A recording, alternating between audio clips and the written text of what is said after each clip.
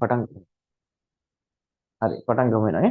Right. ඒතර අද පටන් ගන්න මේ ද්‍රවස්ථිතිය කියන පාඩම පටන් ගන්න. ඔගේ නම හැදෙනදී පොඩ්ඩක් නම නැටි කියලා දෙන්න අපි අර. ප්‍රසිද්ධිය අපි හැමෝම දන්න මාතෘකාවක් නමනේ. ඔකට ද්‍රවස්ථිතිය කියලානේ කියන්නේ. ඔය මොකද්ද ඔය කියන කතන්දරේ මම කියලා දෙන්න ඉස්සෙල්ලාම. මේ ඒතර අපි දැන් සාමාන්‍යයෙන් මම හිතනවා අපි සාමාන්‍යයෙන් අර ළමයි යන්න ඕන ලෙවල් එකේ දැන් යනවා කියන එක. ඒ කියන්නේ දැන් ඔයාලගේ වයස ළමයි මේ මට්ටමේ මේ තමයි යන්න ඕන. හරි මේ වගේ මට්ටමක දැන් ගියා නම් හොඳයි. මේ ඒක සමහරට තව පරක්කු වෙන්නත් ඉඩ තියෙනවා. මොකද විභාගෙට තව අවුරුද්දයි මාස දෙකක් වගේනේ තියෙන්නේ. ඒතර වෙලාව මදි ටිකක් මදි ගතියක් තියෙනව නැත්තේ නේ. වෙන අවුරුදු වල ඊට වැඩි පොඩ්ඩක් අර පොඩ්ඩක් කලින් තියෙනවා. දැන් උත්තර සාමාන්‍ය පන්තිවල මේ මට්ටම යනවා. ඔය 26 ළමයිට වෙච්ච සීන් එක මම කියන්නද? 26 ළමයිගේ ඇත්තටම උන්ට විභාගෙ තියෙන්නේ මාස 6කට කලින් ඈ. හරිද? අගෝස්තු වල එක්සෑම් තියෙනවා කියන්නේ මාස 6කට මාස 5කට කලින්. ඒ කියන්නේ එයාලගේ විභාගේ හරිනම් තව මාස 5ක් එහෙන් තමයි වැඩේ තියෙන්න ඕන. හරි?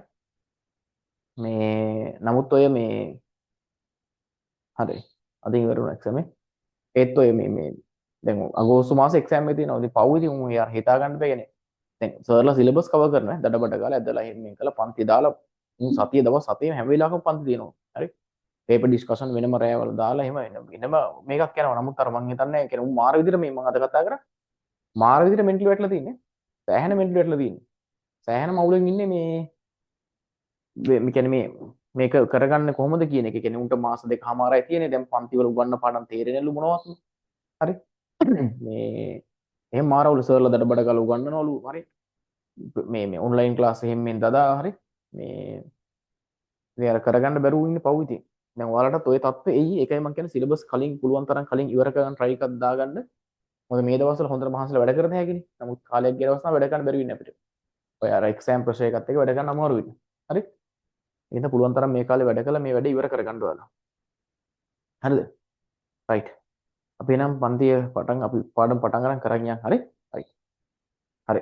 එතකොට මේ අද අපි පටන් ගන්න මෙන්න මේ මාතෘකාව මුල් ලියන්න එපා චුට්ටක් බලා ගන්න. තරල යාන්ත්‍ර විද්‍යාව. තරල යාන්ත්‍ර විද්‍යාව. මොකද මාතෘකාව ලියන්න එපා ගන්න. තරල යාන්ත්‍ර විද්‍යාව ගැන තමයි අපි ඔකේ මාතෘකාව තමයි තරල යාන්ත්‍ර විද්‍යාව. හරිද? රයිට්. එතකොට දැන් හිතන්න අපි මෙන්න මේවට තරල කියලා කියනවා. ඒ කියන්නේ ගලාගෙන යෑමේ හැකියාවක් තියෙන ද්‍රව්‍ය වලට අපි කියනවා තරල කියලා. මොන හරි ද්‍රව්‍යයකට ගලාගෙන යෑමේ හැකියාවක් තියෙනවා නම් අපි ඒවට කියනවා තරල කියලා. ගලාගෙන යන්න පුළුවන් කට අපි කියනවා තරල කියලා. හරිද? දැන් හිතන්නකෝ අපි ගමුකෝ මේවයි ඝන වස්තුවක්. මේවයි ඝන අපි හිතමු ගඩොල් කැටයක් තියෙන්නේ. මේ ගඩොල් කැටයට ගලාගෙන හැම හැකියාවක් තියෙනවද? නැහැ. ඒ කියන්නේ මෙයා තරලයක් වෙන්නේ නැහැ. ඒතර ගලාගෙන යෑමේ හැකියාව තියෙන කටට අපි කියනවා තරල කියලා. මට කියන්නකෝ ගලාගෙන යෑමේ හැකියාව තියෙන ද්‍රව්‍ය මොන හරි ටිකක් කියන්න බෑ. ගලාගෙන යෑමේ හැකියාව තියෙන මොනවටද? මොන වගේ වලද ගලාගෙන යෑමේ හැකියාව තියෙන්නේ? ගලාගෙන යෑමේ හැකියාව තියෙනවා කියන්න බෑ උදාහරණයක්. ගලාගෙන යෑමේ හැකියාව තියෙන මොනවද? ගලාගෙන යන්න පුළුවන් ද්‍රව්‍ය ටිකක් කියන්න බෑ. කියන්න බෑ. ගලාගෙන යෑමේ හැකියාව තියෙන ද්‍රව්‍ය මොනවද තියෙන්නේ? දන්නේ නැහැ. ඔය දැන් ඝන ද්‍රව්‍ය වලට ඇවිල්ලා ගලාගෙන යන්න බෑනේ. ඝන ද්‍රව්‍ය වලට ගලාගෙන යන්න බෑ. ගලාගෙන යෑමේ හැකියාවක් තියෙනවා මොනවටද? ද්‍රව වලට ගලාගෙන යෑමේ හැකියාවක් තියෙනවා. ද්‍රව ඇවිල්ලා ද්‍රව වලට ගලාගෙන යෑමේ හැකියාවක් තියෙනවා. ද්‍රව ඇවිල්ලා ගලාගෙන යනවා. එක තැනකින් තවත් තැනකට ගලාගෙන යනවා. ආයි වායු වලට ගලාගෙන යෑමේ හැකියාව තියෙනවා. එතකොට අපි තරල කියලා කියන්නේ ගලාගෙන යෑමේ හැකියාවක් තියෙන ද්‍රව්‍ය වලට අපි කියනවා තරල කියලා. ඉතින් තරල වලට උදාහරණ තමයි මොනවද? ද්‍රව සහ වායු. එතකොට ඝන ගත්තාම ඝන කියන ඒවට ඝනයකට ගලන් යෑමේ හැකියාවක් නැහැ. නමුත් ද්‍රවයි වායුයි ගලාගෙන යෑමේ හැකියාවක් තියෙනවා. ඒකෙන්ද අපි ද්‍රව වායු වලට පොදුයි අපි කියනවා මොනවා කියලාද? තරල කියලා. තරල කියන්නේ මොනවද? ගලාගෙන යෑමේ හැකියාවක් තියෙන ද්‍රව්‍ය වලට තරල කියලා කියනවා. එතකොට ද්‍රව වලටයි වායු වලටයි ගලාගෙන යෑමේ හැකියාවක් තියෙනවා. ඒකෙන්ද අපි ද්‍රව වලටයි වායු වලටයි පොදුවේ කියනවා මොනවා කියලා තරල කියලා. හරි ද්‍රව වායු වලට පොදුවේ අපි කියනවා තරල කියලා. පැහැදිලිද? මෙන්න මේ තරල ගැන ඉගෙන ගන්න විෂය කොටසට අපි කියනවා මොනවා කියලාද? තරල යාන්ත්‍ර විද්‍යාව කියලා. තරල ගැන ඉගෙන ගන්න විෂය කොටසට අපි කියනවා තරල යාන්ත්‍ර විද්‍යාව කියලා. පැහැදිලිද? තරල ගැන ඉගෙන ගන්න විෂය කොටසට අපි කියනවා තරල යාන්ත්‍ර විද්‍යාව කියලා. ඒතර යාන්ත්‍ර විද්‍යාව මෙච්චර කල් අපි ඉගෙන ගත්තේ ඝන වස්තු ගැන නේද? F සමාන ma දැම්මා. හරි. ඊට පස්සේ ඔය හැමතැනම අපි අධ්‍යයනය කරේ මෙතෙක් අපි අධ්‍යයනය කරේ මේ ඝන වස්තු ගැන විතරයි. ඝන වස්තුවක වෙන දේවල් ගැනම කතා කරේ. ඝන වස්තුවක චලිතයක් ගැන කතා කරා. ඝන වස්තුව චලිත වෙන්නේ ඇයි කියලා කතා කරා. ඝන වස්තුව නිශ්චල වෙන්නේ ඇයි කියලා කතා කරා. ඝන වස්තුව වෘත්තාකාර මාර්ගයක් යන්නේ ඇයි කියලා කතා කරා. හරි. එතකොට ඒ ගැන අපි කතා කරා ඝන වස්තු ගැන කතා කරා මෙච්චර කල් යාන්ත්‍ර විද්‍යාවේදී. දැන් පටන් ගන්නෙ හරිද? ඔය ද්‍රව වස්තු ද්‍රව වායු වලට මොකද වෙන්නේ කියලා බලන්න. ඒතකොට ද්‍රව වායු පිළිබඳව ඉගෙන ගන්න විෂය කොට නැත්නම් තරල ගැන ඉගෙන ගන්න විෂය කොටසට අපි කියනවා තරල යාන්ත්‍ර විද්‍යාව කියලා. ඔක තමයි ඔන්න තරල වල මූලිකම දේවල් ටික. හරි? පැහැදිලිද? හරි. ඊට පස්සේ තරල වර්ග දෙකක් තියෙනවා. තරල වර්ග කිව්වහම මේ ද්‍රව වායු කියන එක නෙමෙයි මම කියන්නේ. තරල වර්ග දෙකක් තියෙනවා. එකක් තමයි තරල වර්ගීකරණය කරගත්තාම කියන්නේ ද්‍රව වායු කියන එක නෙමෙයි. තරල නිකන් වර්ගීකරණය කරනවා. තරල වර්ගීකරණය කරනවා. දෙකක් තියෙනවා. එකක් තමයි මේ අසම්පීඩ්‍ය තරල කියලා එකක් තියෙනවා. අසම්පීඩ්‍ය තරල. තව එකක් තියෙනවා සම්පීඩ්‍ය තරල කියලා.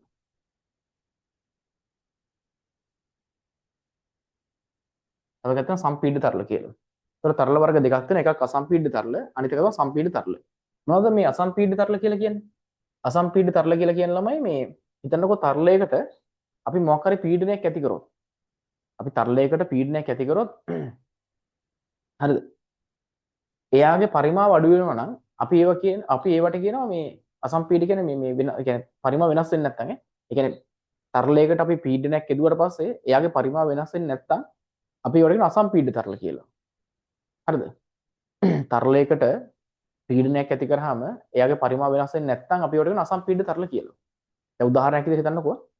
අපි ඔන්න මේ වගේ එහෙමනේ මොකද අවුලද? අනුර ලොක්කෙන් එයි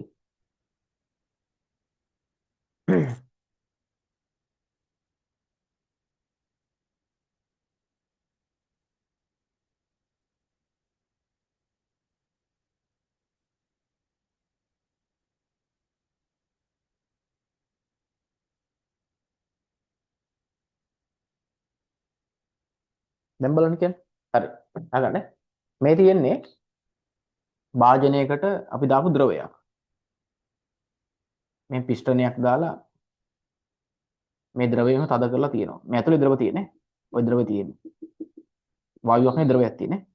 මෙයා මම මේ බාහිර බලයක් දීලා නැත්නම් බාහිර පීඩනයක් දීලා මේක තද කරන්න හදනවා. මෙහෙම තද කරන්න හදනවා. මෙතෙන් ද්‍රවයක් නේ. ඇතුලේ තියෙන ද්‍රවයක් මොකක් හරි ද්‍රවයක්. තද කරන්න හැදුවාම එහෙම තද කරන්න හදනවා. තද කරන්න හැදුවාම මෙන්න මේකේ පරිමාව වෙනස් වෙන්නේ නැහැ. පරිමාව වෙනස් වෙන්නේ නැත්නම් අපි වල කියන මොන තරල කියලාද? අසම්පීඩ තරල කියලා. මෙතන අසම්පීඩ. අසම්පීඩ තරල කියලා කියනවා. එතන මේ විදිහට මම මේකට වායුවක් දාලා තියෙනවා. මේ විදිහට මේකට වායුවක් දාලා තියෙනවා.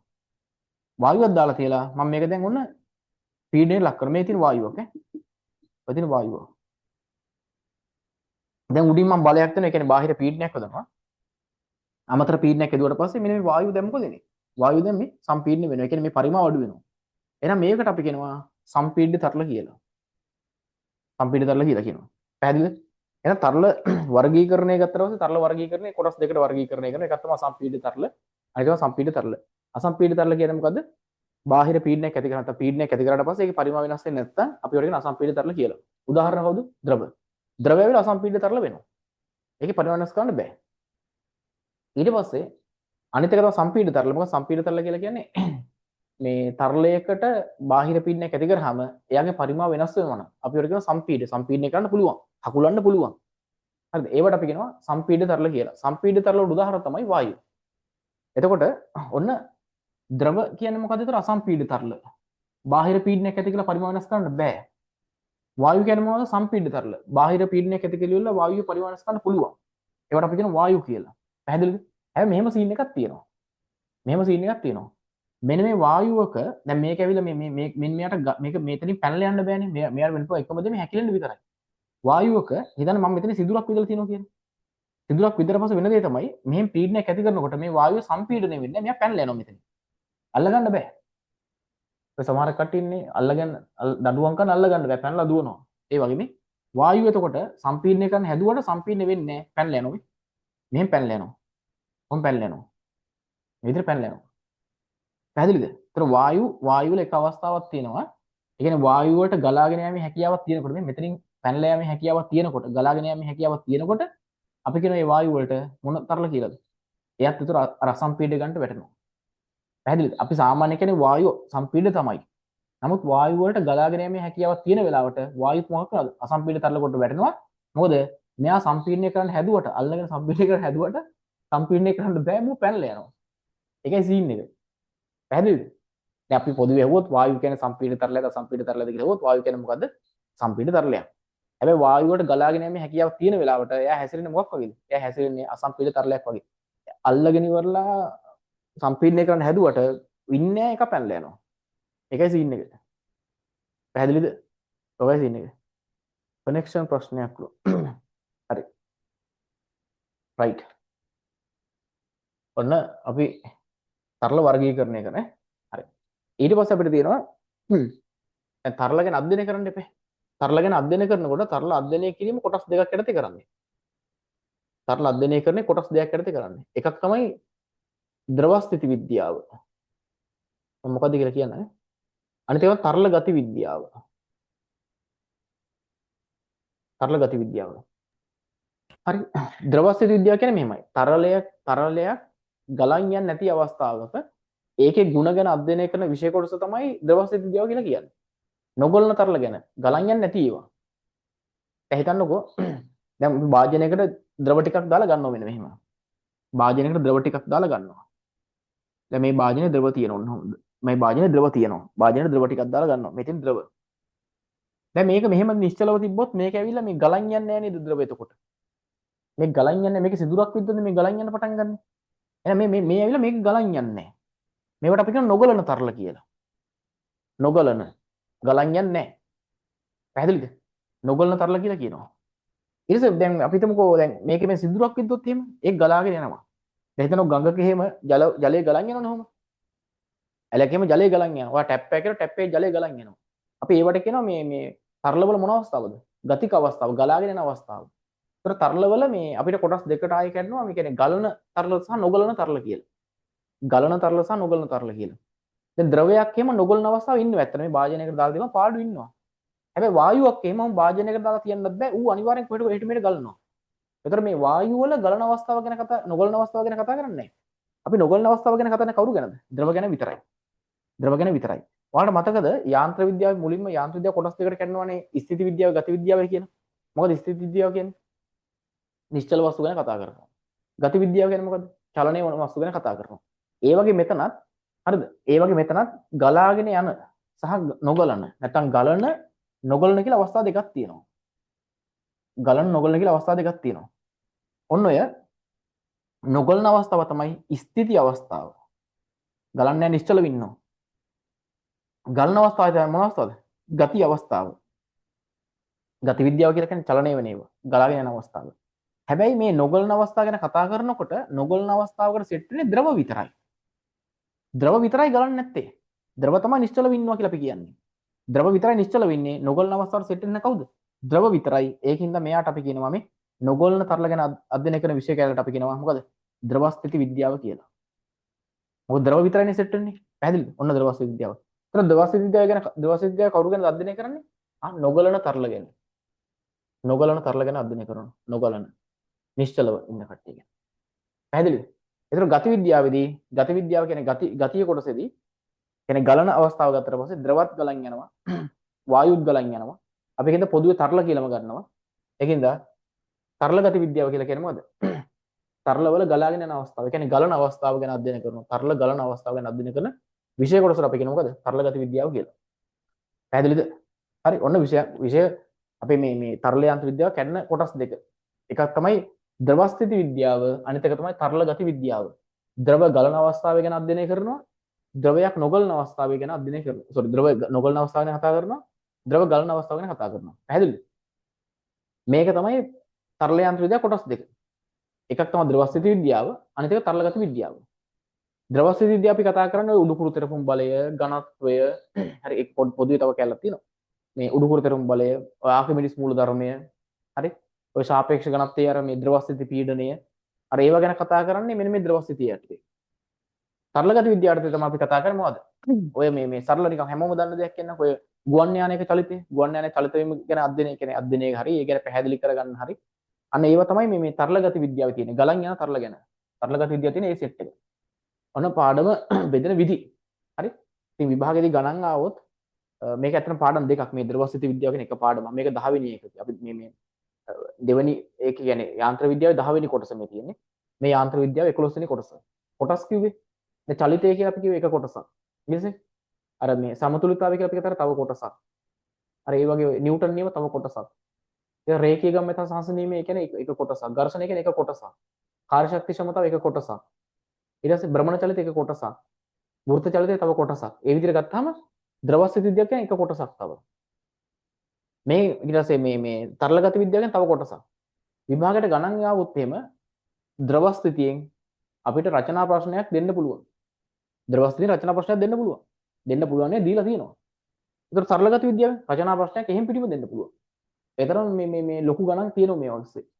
ඒතර මේක අපිට දැන් හිතන්න යාන්ත්‍ර විද්‍යාව ගානක් ආවොත් එහෙම ඔයාලගේ අවුරුද්දේ ඒක ද්‍රවස්ථිතියෙන් වෙන්න පුළුවන්. ඒක තරල ගති විද්‍යාවෙන් වෙන්න පුළුවන්. එහෙනම් මේ පාඩම ඉගෙන ගන්න එක මාර වටිනවා. හරි මේ වගේ සම්පූර්ණ රචනා ප්‍රශ්න දෙන්න පුළුවන්. එතන සාමාන්‍ය අපි ගමුකෝ දැන් නිව්ටන් නියම එහෙම ගත්තා පස්සේ නිව්ටන් නියම වලින්ම කියලා රචනා ප්‍රශ්නයක් එහෙම දෙන්න බෑනේ. දැන් චලිතය අපි ඉගෙන ගත්තනේ චලිතයෙන් අපිට රචනා ප්‍රශ්නයක් කියලා එකක් දෙන්න බෑනේ එහෙම එකපාරටම. එහෙම දෙන්න බෑ. චලිතයෙන් කියලා රචනා ප්‍රශ්නයක් දෙන්න බෑ එහෙම. හැබැයි ද්‍රවස්ථිතියෙන් රචනා ප්‍රශ්නයක් දෙන්න පුළුවන් දීලක් තියෙනවා.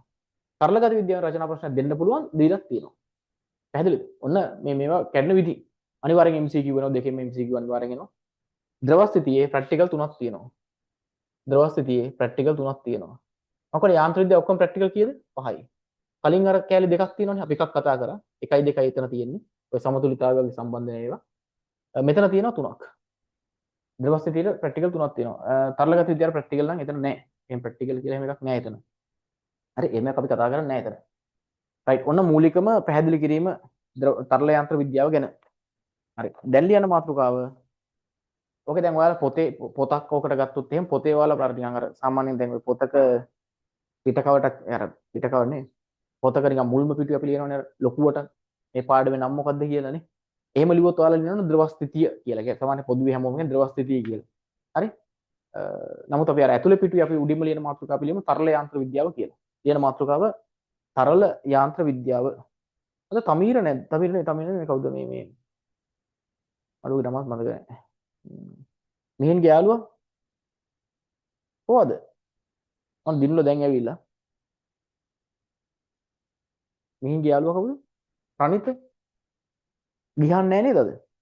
මොන ඇයි ඉතින් ප්‍රශ්න ඉතින් අප්පා ඉතින් මේව මොන ඉගෙන ගන්න කොයි වෙලාවක් තියෙන්නේ? දනිදුනේ දනිදුට මොකද්ද ප්‍රශ්නයක් වයි? ඔව් දැන් ඇවිල්ලා තියෙන්නේ. දැන් ඇවිල්ලා තියෙන්නේ. කො රනිත නෑ අද?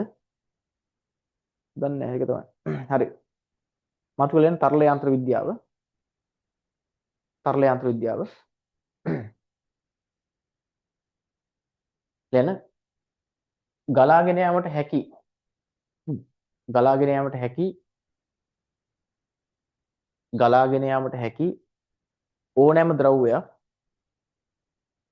good morning කියලා ගලාගෙන යාම හැකියාව ඇති ඕනෑම ද්‍රව්‍යයක් තරල ලෙස හඳුන්වයි. තරල ලෙස හඳුන්වයි. තරල ලෙස හඳුන්වයි. තරල ලෙස හඳුන්වයි.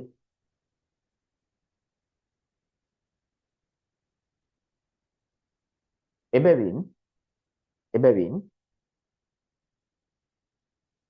එබැවින් ද්‍රව සහ වායු ද්‍රව සහ වායු පොදුවේ ද්‍රව සහ වායු පොදුවේ තරල ලෙස හඳුන්වයි.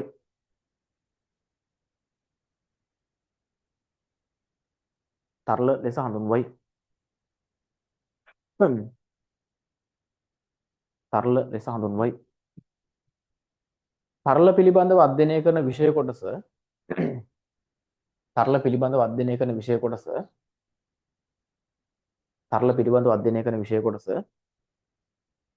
තරල යාන්ත්‍ර විද්‍යාව ලෙස හඳුන්වයි. තරල යාන්ත්‍ර විද්‍යාව ලෙස හඳුන්වයි. තරල යාන්ත්‍ර විද්‍යාව ලෙස හඳුන්වයි.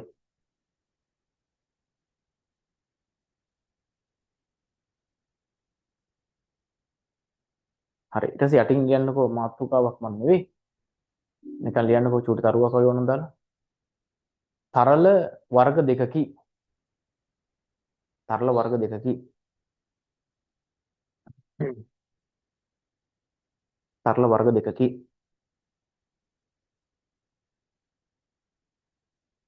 ලියන්න එක ඒක යටතේ එක අසම්පීඩ්‍ය තරල. අසම්පීඩ්‍ය තරල.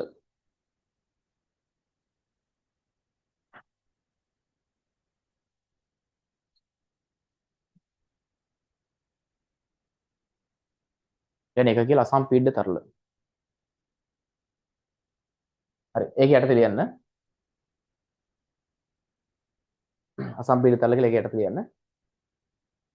තරලයේ මත පීඩනයක් යෙදුව විට තරලයේ මත පීඩනයක් යෙදුව විට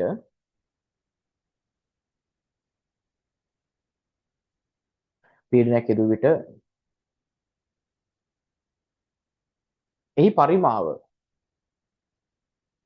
එහි පරිමාව පහසුවෙන් වෙනස් නොවේ නම් පහසුවෙන් වෙනස් නොවේ නම් පහසුවෙන් වෙනස් නොවේ නම්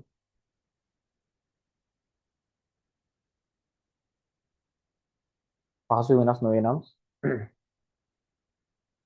එම තරලය අසම්පීඩ්‍ය තරලයක් ලෙස හඳුන්වයි. එම තරලය අසම්පීඩ්‍ය තරලයක් ලෙස හඳුන්වයි.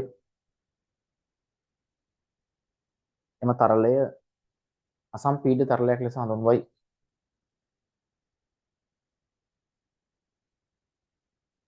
අසම්පීඩ්‍ය තරලයක් ලෙස හඳුන්වයි.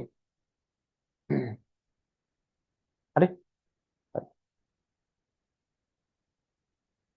අසම්පීඩ්‍ය තරල වල උදාහරණ මොනවද? උදාහරණ කියලා ලියන්න ද්‍රව. උදාහරණ කියලා ලියන්න ද්‍රව. උදාහරණ කියලා ලියන්න ද්‍රව.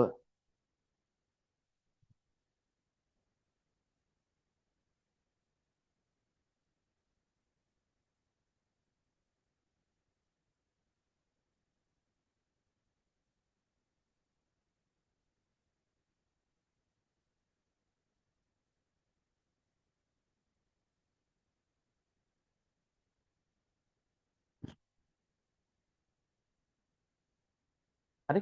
එහෙනම් ඊළඟට දෙක කියලා දාලා ලියන්න සම්පීඩ්‍ය තරල. සම්පීඩ්‍ය තරල. ආයෙ කියන්නලු අයියෝ. ආයෙ. මොකද අසම්පීඩ්‍ය තරල කියන එකද?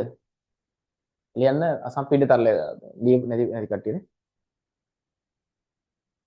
අසම්පීඩ්‍ය තරල කියන එක දෙයකට කියන්න ඕන ආයෙ. ඒක ලියන්න ඕන. තරලයේ මත පීඩනයක් යෙදුව විට තරලයේ මත පීඩනයක් යෙදුව විට තරලයේ මත පීඩනයක් යෙදුව විට පහසුවෙන් පරිමාව වෙනස් නොවන තරල. පහසුවෙන් පරිමාව වෙනස් නොවන තරල අසම්පීඩ්‍ය තරල ලෙස හඳුන්වයි. අසම්පීඩ්‍ය තරල ලෙස හඳුන්වයි. හරි. දැන් දෙක කියලා ලියන්න. ඔයක උදාහරණ ලියන්න ද්‍රව කියන එක උදාහරණ ලියන්න. දැන් දෙක කියලා දාලා ලියන්න සම්පීඩ්‍ය තරල. සම්පීඩ්‍ය තරල. ඒකේම අනිත් පැත්තනේ. ඔකේ අනිත් පැත්ත. මොකද? තරලයක් මත බාහිර පීඩනයක් හරි පීඩනයක් යෙදුව විට තරලයක් මත පීඩනයක් යෙදුව විට එහි පරිමාව පහසුවෙන් වෙනස් වේ නම් එහි පරිමාව පහසුවෙන් වෙනස් වේ නම්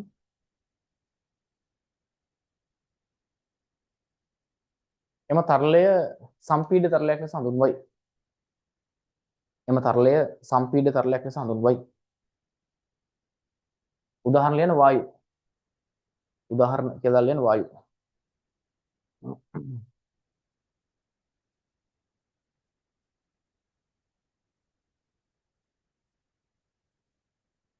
හරි.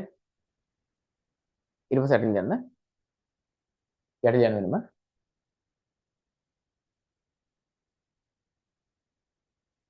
යටින් තරල පිළිබඳව අධ්‍යයනය කිරීම තරල පිළිබඳව අධ්‍යයනය කිරීම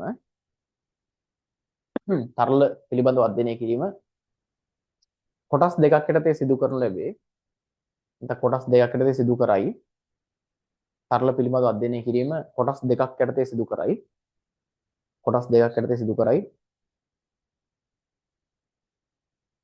ඊළඟ එක ද්‍රව ස්ථිති විද්‍යාව කොටස් දෙකක් යටතේ සිදු කරයි. ඒක එක කියලා ලියන්න. එක ද්‍රව ස්ථිති විද්‍යාව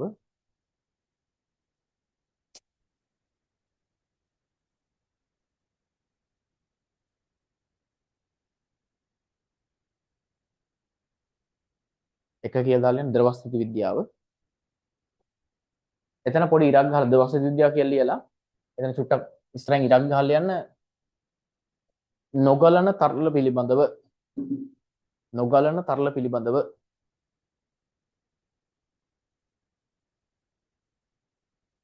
නොගලන තරල පිළිබඳව. එතන නොගලන තරල කියවට ඇත්තම කවුරු ගැනද? ද්‍රව ගැන. ද්‍රව ගැන අපි ඉගෙන ගන්න. ද්‍රව ගැන.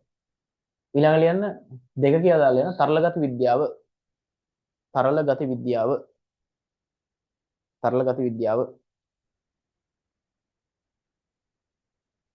එතන පොඩි ඉරක් ගහලා ලියන්න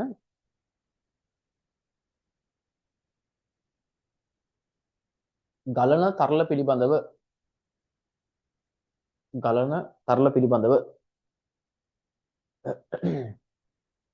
ගලන තරල පිළිබඳව.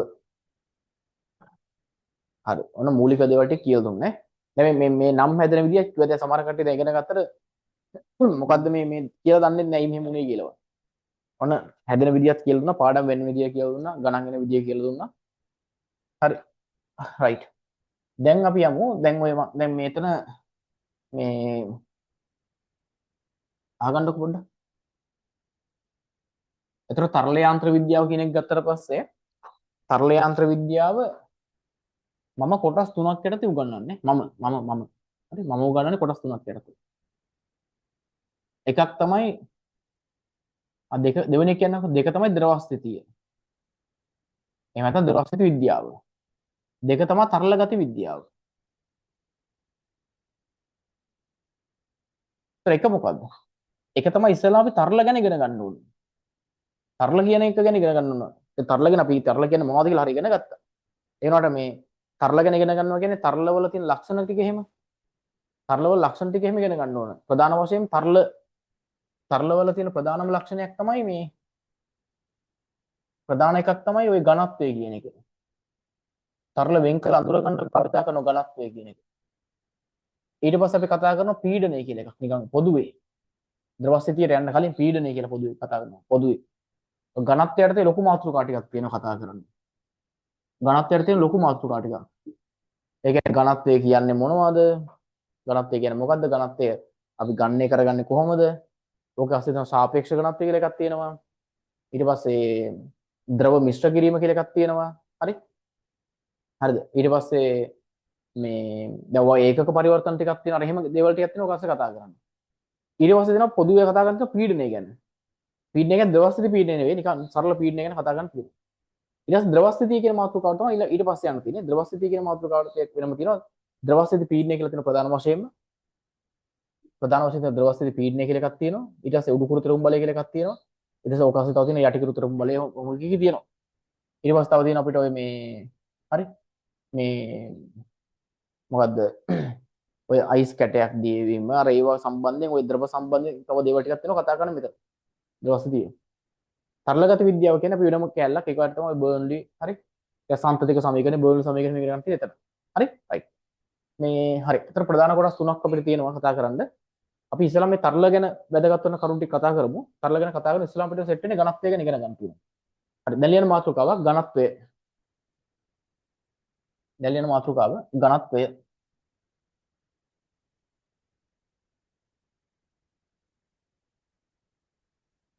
ඝනත්වය. සාමාන්‍යයෙන් මේ ඔය දැන් යාන්ත්‍රික මුල් කොටස් වල යාන්ත්‍රික මුල් කොටස් වල වස්තු අපි එකිනෙකට වෙන් කළ අඳුර ගන්න භාවිතා කර ස්කන්ධය කියන එක. අපි හැම වෙලාවෙම කියන්නේ සිම්පල් M ස්කන්ධයක්. නැත්නම් කැපිටල් A හි ස්කන්ධය මේ සිම්පල් M වේ. කැපිටල් B හි ස්කන්ධය කැපිටල් මේ මොකද්ද ස්කන්ධය සිම්පල් M නෝට් වේ. එහෙමම නැත්නම් කිලෝග්‍රෑම් 5ක ස්කන්ධය ඇති. කිලෝග්‍රෑම් 10 ස්කන්ධය ඇති. අපි වස්තු සාමාන්‍ය වෙන් කළ අඳුරගත් ස්කන්ධයෙන් එතන. අපි ගණන් හදන ඕනේ ඕන තරම් ඔය කටි අහලා තියෙන්නේ. ස්කන්ධය 2යි M වූ වස්තුවක්. නේද? ස්කන්ධය 5යි M වූ වස්තුවක්. නැත්නම් ස්කන්ධය කිලෝග්‍රෑම් දෙකක් වූ වස්තුවක්. අර එහෙමනේ කිව්වේ. ඒතර එතනදී අපි වස්තු වෙන් කළ අඳුරගත් ස්කන්ධය. තරල ගැන අධ්‍යයනය කරනකොට තරල වෙන් කළ අඳුරගන්නේ ප්‍රධාන වශයෙන් භාවිත කරන්නේ මෙතන ඝනත්වය කියන එක වෙනවා. ඝනත්වයෙන් තමයි අපි අඳුරගන්නේ. සාමාන්‍ය වලෙන් මම ඇහුවා ඔයාලට දැන්ටවත් දන්න ජලයේ ඝනත්වය කීයද? 1000යි නේ. ඒතර අපි දන්නවා කොහොමද ඉස්සර කියලා දෙන්නම් තව. ජලයේ ඝනත්වය 1000යි කියන එක ඔයාලට දන්නවා. හරි? මේ මං කියවර දැන් එහෙම අර අඳුරගන්නේ යන්නේ එහෙම. ඝනත්වයෙන් තමයි අල්ලගන්නේ මෙයා කවුද කියන එක. පැහැදිලිද? ප්‍රධාන වශයෙන්ම අල්ලගන්නේ මේ ඝනත්වය. ඒතර ඝනත්වය කියන එක තමයි අපි ඉස්සෙල්ලාම ඉගෙන ගන්න. හරි? ඝනත්වයේ සංකේත තමයි රෝ. එහෙම නැත්නම් සිම්පල් d කියන සංකේතවත් කරනවා. මොකද ඝනත්වයේ අපි කියන්නේ ඩෙන්සිටි කියලානේ. ඉතින් ඒක අල්ලලා d ගන්නවා. මේ රෝ ගන්නවා ග්‍රීක කෝඩි අක්ෂරයක් විදියට. ඝනත්වයේ අර්ධයක්ම මෙහෙමයි. ඝනත්වය කියලා කියන්නේ මෙහෙමයි. ඝනත්වයේ සූත්‍රෙම ලියන්නම්කෝ. ඝනත්වය කියලා කියන්නේ ස්කන්ධය බෙදීම් පරිමාව.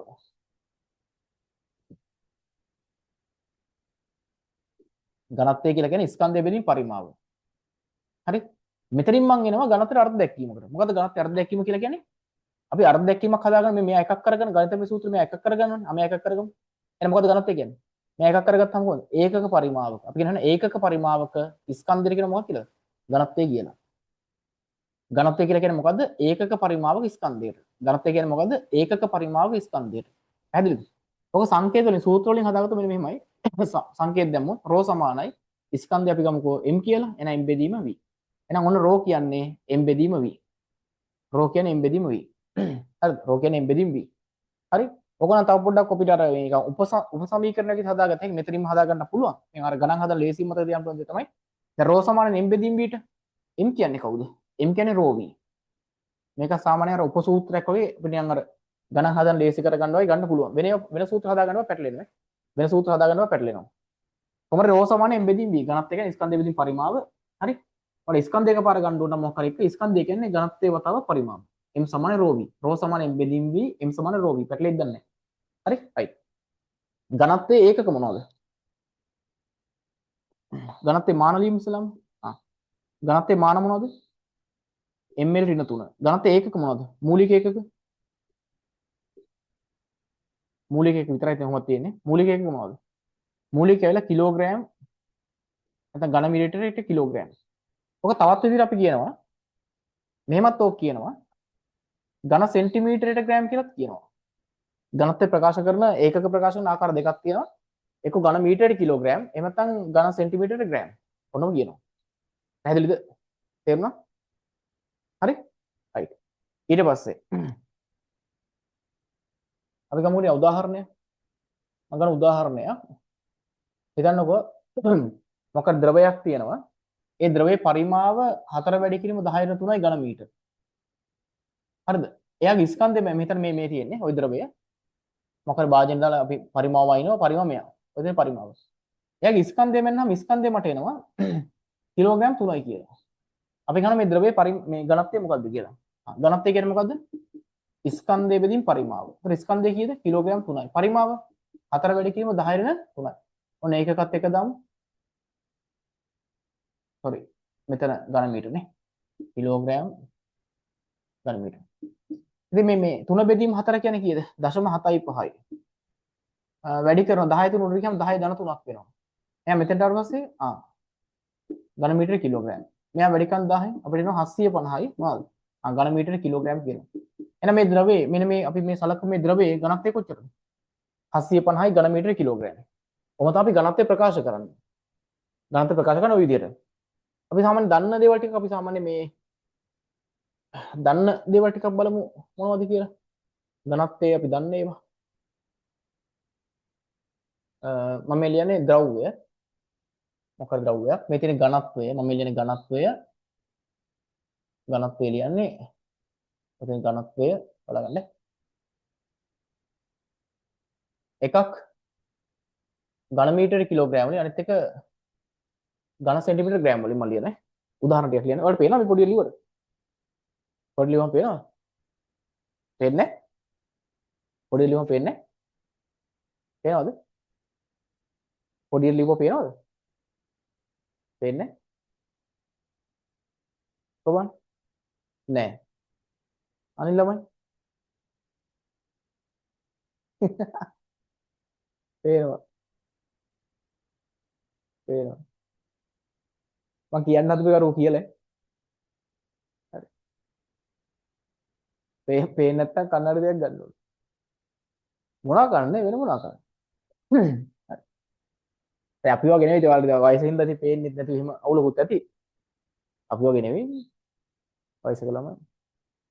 ෆෝන් එකෙන් බලනවා ඇත්තේ. ෆෝන් එකෙන් බලන්නේ ඇත්තේ. අපිට පේන්නේ නැහැ. අපි වයසයි. හරි ඉතින්. හැම එහෙමයි. තව ටිකක් ලොකුවට ලියන්න ඕන. හා රටේ ලොකු ලියන්න ඕන. මේ තව පොඩ්ඩක් ෆෝන් එක බොම හිටහල. ඒක හරි. ඒකයි වෙලා තියෙන්නේ. පේන්නේ නැත්තේ ඒකයි. හරි. ෆෝන් එකේ ස්ක්‍රීන් එක දිහා බලන් ඉඳලා වෙලා තියෙනවා බලන්න බොරු නම්. නැත්නම් මේ හොඳට පේන මට මේ හොඳට පේනවා අපි. මෙතෙන්දි දව්වේ. එතන ඝනත්වය. ඝන මීටර කිලෝග්‍රෑම් නේ. ඝන සෙන්ටිමීටර එක මට හොඳට පේනවා. ඔය ෆෝන් එක ඔබ පින්න එකේ ප්‍රතිඵල තමයි තියෙන්නේ. වෙන මොකක් නෙවෙයි. හොඳ වැඩි. අපේ අම්මා වගේ. බඩට දුන්නත් ෆෝන් එක. අයියෝ අපිට වෙන. ඔතන හිටියා නම් අපිටත් පේනවා. නෑ නෑ ඒ වෙලේ ඔය ෆෝන් එක දිහා බලන් ඉඳලා කයි සීන් එක. හරි. හරිනේ? රයිට්. දැන් ඔන්න අපි දන්න ඒවා කීපයක් ලියමුකෝ. ජලය. අපි දන්න එක ඔන්න ජලය. ප්‍රධාන වශයෙන් දන්නේ ජලය. ජලය ඝනත්වය 1000 කියන එක දන්නවනේ. දන්නේ නැද්ද? දන්නවනේ. ඝන මීටර කිලෝග්‍රෑම් 1000යි ඈ. එහෙනම් මට ඕන මේ කොහොමද ඔය මේ ඝන මීටර කිලෝග්‍රෑම් ඒ කියන්නේ ඒකක පරිවර්තනය කරගන්නේ කොහොමද කියලා. මට ඕන ජලය ඝනත්වය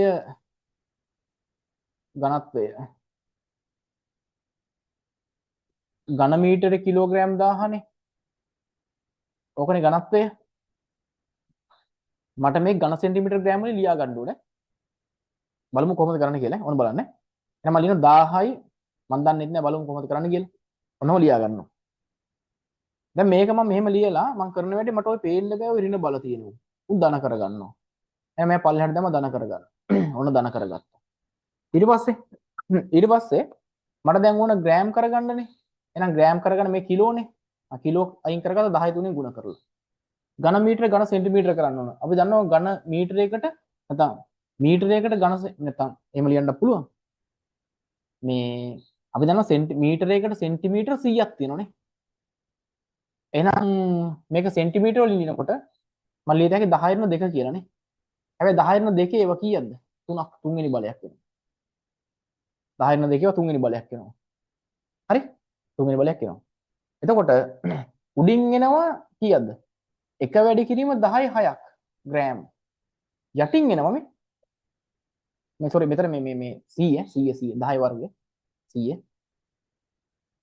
යටින් එනවා 10 වර්ගය තුනක් කියන ආය 10 6ක්. මම තව පොඩ්ඩක් ඔය එකක පරිවර්තන ටික කියලා දෙන්න. ඔන්නෝම එනවා. එතකොට මෙයා කැපිලා ගියාම මෙයා උඩට ගියාම මට එනවා එන එකයි මොකද්ද? ඝන සෙන්ටිමීටර ග්‍රෑම් කියලා. ඔන්නෝම කෙනෙක් එනවා. එහෙනම් අපිට පේනවා ජලයේ ඝනත්වය ඝන මීටර කිලෝග්‍රෑම් වලින් ලියුවොත් කිය 1000යි. ජලයේ ඝනත්වය ඝන සෙන්ටිමීටර ග්‍රෑම් ලියුවොත් 1යි. හරි? එහෙනම් අපිට නිකන් මෙහෙම නිකන් අර නිකන් එකපාරට දැන් අර කුප්ප අදහසක් එනව නේද? එහෙනම් ඝන මීටරයට කිලෝග්‍රෑම් වලින් දුන්නොත් 1000න් බෙදුවාම ඝන සෙන්ටිමීටර ග්‍රෑම් වලින් හොයාගන්න පුළුවන් කියන එක. ඒ අදහස අපිට එනවා නිකන් ඔයාලගේ ජානවල තියෙන ඕක. හරි? මෙයා 1000යි නම් මෙයා 1යි නම් අපි නිකන් අදහසක් හදාගන්න අපි සමීකරණ හදාගන්න ඕනේ. අපි හිතනවා මෙහෙම තමයි කියලා. හරි. මෙයා 1000න් බෙදුවම තමයි මෙයා ලැබෙන්නේ කියලා. හරියටම හරි. ඒක දිගටම හරියනවා. ඒ කියන්නේ මොන හරි දෙයක් අපිට ඝන මීටරයට කිලෝග්‍රෑම් වලින් දීලා තිබ්බොත් ඒක ඝන සෙන්ටිමීටර ග්‍රෑම් වලින් හදාගන්න 1000න් බෙදිය යුතුයි. 1000න් බෙදන්න ඔක්කොටම හරියනවා. එහෙනම් ඔන්න මෙතන අගේ කී දෙනා 1යි ජලය. අපි ගමු තව මොනවද? පොල් තෙල් ගමුකෝ. අනේ පොල් තෙල් හිතලා ලියන්නේ. පොල් තෙල් මම හිතනවා 800යි කියලා. 820යි කියලා හිතන්නකෝ. 820යි මොනවද? ඝන මීටරයට කිලෝග්‍රෑම්. එහෙනම් ග්‍රෑම් වලින් ලියුවාම 1000න් බෙදනවා 8.2යි. තව මොනවද අපි දන්නේ මම දන්නේ වෙන කවුරුද දන්නේ නැහැ කවුද මධ්‍යසාර. අපි නිකන් මන්නේ කියලා හිතන්නේ 920යි. ඝන මීටර කිලෝග්‍රෑම්. ඔක මේකෙන් ලිව්වොත් 9.2යි. තමයි රසදිය 13600 රසදිය වල ඝනත්වය වැඩි නේ 13600යි. මම මේක කියන්නේ නේ 13600යි. ඕක ග්‍රෑම් වලින් ලිව්වොත් ඝන සෙන්ටිමීටර ග්‍රෑම් වල 13.6යි. 13.6යි. හරිද? අපි තව ගමුකෝ වායු. නිකන් සාමාන්‍ය මම නිකන් එක වායුවක් ගත්තා. වායු සාමාන්‍ය පොදුවේ ගත්තොත් සාමාන්‍ය 1.2ක් විතර. ඒ කියන්නේ මේක 1000න් බෙදුවොත් එහෙම 0.0.1.2ක් වගේ. ඔන්න ඔය වගේ තියෙනවා. හරිද? ඔය වගේ තියෙනවා. හරි? මේ මොකද්ද මේක ඉන්නකො මේ මෙතන බලන්න මේ. මොකද්ද මේ ඝන මීටරයට 700 මොකද 750 කියන්නේ මොකද්ද මේ?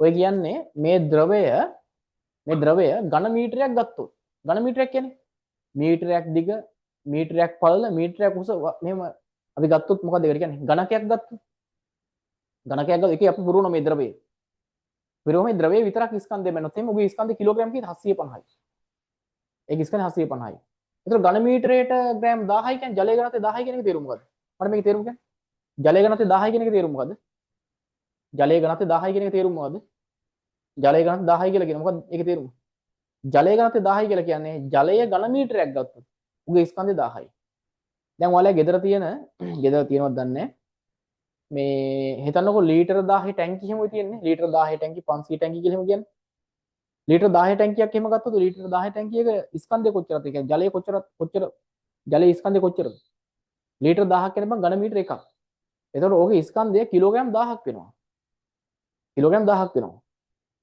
කිලෝග්‍රෑම් 1000ක් වෙනවා හරි කිලෝග්‍රෑම් 1000ක් වෙනවා අපි තව ගමුකෝ අපි මේක ගන්නකො එතකොට මට මේක අනිත් පැත්ත කියන්නේ දැන් එතකොට ජලය ඝන සෙන්ටිමීටරයක් ගත්තොත් උගේ ස්කන්ධය කීයද මෙදී ජලයේ ඝන සෙන්ටිමීටරයක් කියන්නේ කීයද සෙන්ටිමීටරයක් දිග සෙන්ටිමීටරයක් පළල සෙන්ටිමීටරයක් උස ඒ වගේ ප්‍රමාණයක් ගත්තොත් එහෙම උගේ ස්කන්ධය ග්‍රෑම් 1යි උගේ ස්කන්ධය ග්‍රෑම් 1යි මේ බලන්නකො රසදිය වල 13600යි ඒ කියන්නේ රසදිය ඝන මීටර එකක් ගත්තොත් උගේ ස්කන්ධය ගොඩාක් වැඩි මේ 13600යි රසදිය මෙන්න මේ වගේ පොඩි කැටයක් ගත්තොත් මේ චූටි කැටයක් ගත්තොත් උගේ ස්කන්ධය කී 13.6ක් වෙනවා මේ ලොකු ප්‍රමාණය එයා ලොකු ප්‍රමාණය 13.6ක් වෙනවා වායුව හැම ගන්නකො වායුව තමයි ඉතින් මේ අපි මෙන්න මේ වගේ ඔන්න ඔච්චරක් වගේ ඔන්න ඔය කෑල්ලක් මේ පැත්තට ඔන්නම ගත්තොත් එහෙම ඔය කෑල්ලේ තියෙන වායුව වල ස්කන්ධය කිලෝග්‍රෑම් 1.2යි කිලෝග්‍රෑම් 1.2ක් තියෙනවා පොඩි ප්‍රමාණයක් තියෙනවා පැහැදිලිද පොඩි ප්‍රමාණයක් තියෙනවා සාමාන්‍ය පොඩි ප්‍රමාණයක් තියෙනවා හරි ඔන්න අපි එහෙනම් ඝනත්වය ගැන පොඩ්ඩක් ඉගෙන ගත්තා මේ ටික ලියා ගමුනේ මේ ටික තේරෙනවද ඔයාලට ඝනත්වයේ සීන එක තේරෙනවද තේරුන්නේ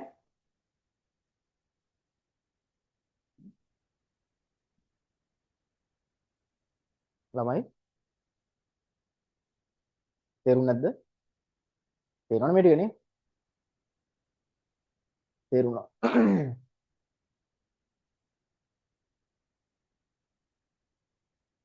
හරිනේ තේරුණා ගෑ ළමයි ධ්‍යානය තේරුණා මම මේ බයෙන් හිටියේ මම ධ්‍යානයේ මැසේජ් එක බලන්න බයයි ඈ ලියන්න බෑ මුකුත් නෙමෙයි මම කියන්න ඔකයි තේරුණාද කියලා හැමලම දාන්නේ ටිකක් තේරුණා අර එහෙමනේ දාන්නේ හරි මාතෘකාව ඝනත්වය හරි ලියන්න වෙනවා ඝනත්වය කියන්නේ මොකද්ද කියලා ලියන තරල එකිනෙක වෙන් කර හඳුනා ගැනීමට තරල එකිනෙක වෙන් කර හඳුනා ගැනීමට තරල එකිනෙක වෙන් කර හඳුනා ගැනීමට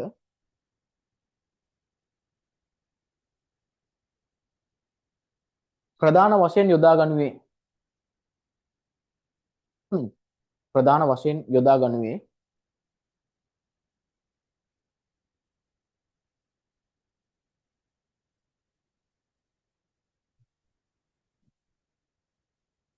ප්‍රධාන වශයෙන් යොදා ගනුවේ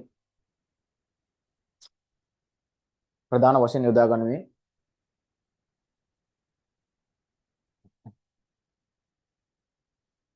එහි ඝනත්වයයි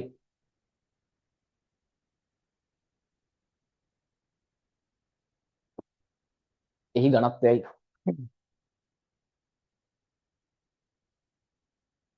දැන් අපි යටින් ලියමු අර්ථ දැක්වීම අර උද්දෘත තැනට ලියන්න 66 9 දාලා ලියන්න ලියන්න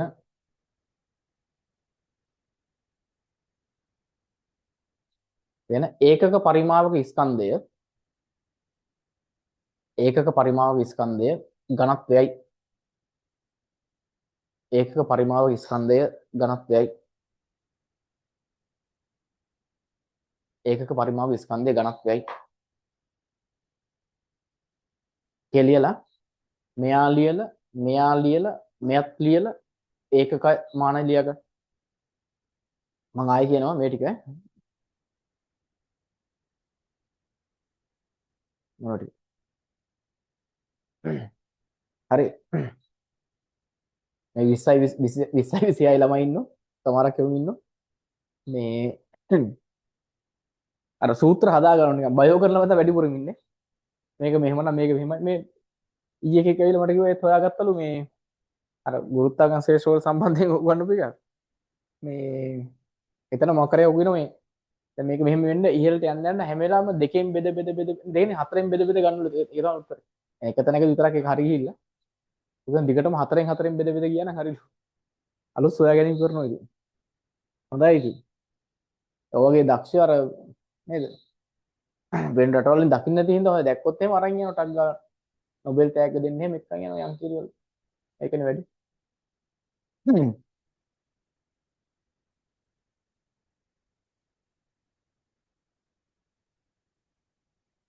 හරි පුළුවන් තරම් හැංගිලා තමයි ඉන්න ඕනේ ඉතින්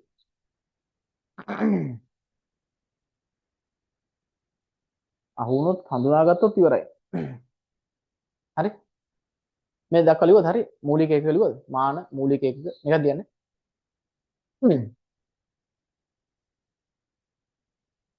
උදාහරණ කියලා දාන්න උදාහරණ කියලා දාන්න උදාහරණ කියලා දාන්න මාවත් එක්කයි දන්නේ නැහැ මම මේ කියන්නේ නැතුව හිටියේ හැංගිලා ඉන්න කියලා කියන්නේ අද ගිහා නෑ නෑ මම හිතන්නේ අරන් ගිහිල්ලා වගේ උදාහරණ කියලා දාලා ලියන්න මෙහෙම ලියන්න උදාහරණ කියලා දාලා ලියන්න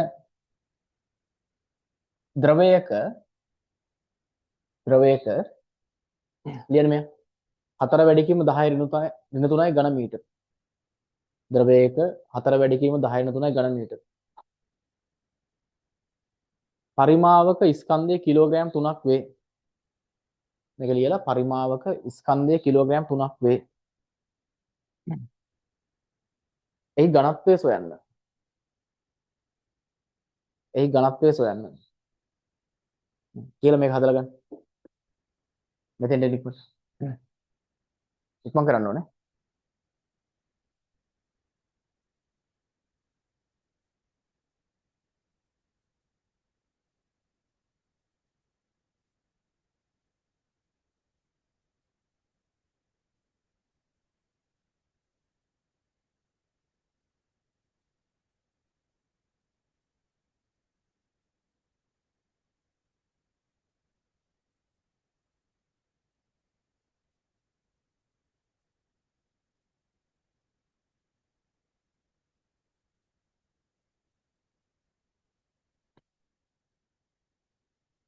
හරිද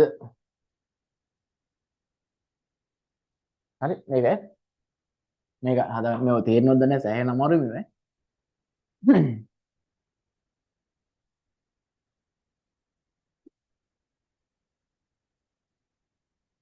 හරි ඊට පස්සේ ලියන්න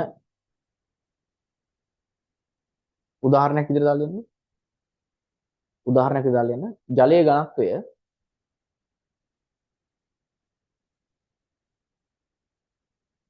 ජලයේ ඝනත්වය ඝන මීටරයට කිලෝග්‍රෑම් 1000ක් වේ ඝන මීටරයට කිලෝග්‍රෑම් 1000ක් වේ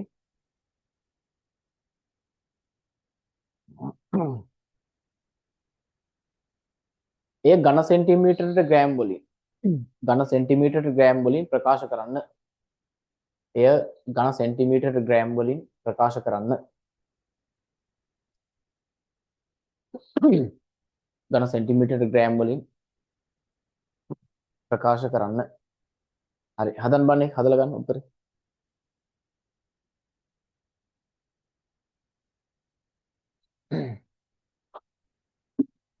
අද කවුද නැත්තේ ගිහන්නේ මියුනි නෑ තොනාදිනා දෙල්ල විදිහක් නෑ කියලා දාලා තිබ්බා දනිදුව නෑ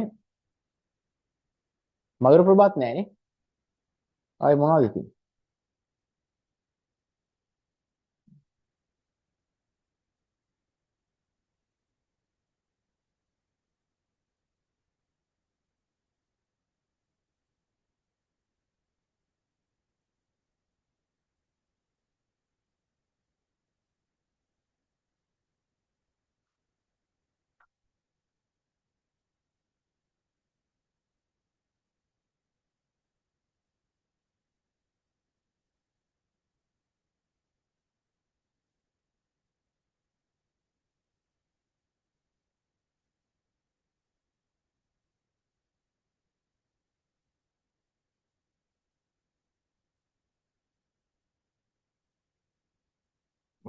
හරිනේ ඉවර නම් කියන්නකෝ මේක ඝන සෙන්ටිමීටර ග්‍රෑම් වල ලියන්න හරිද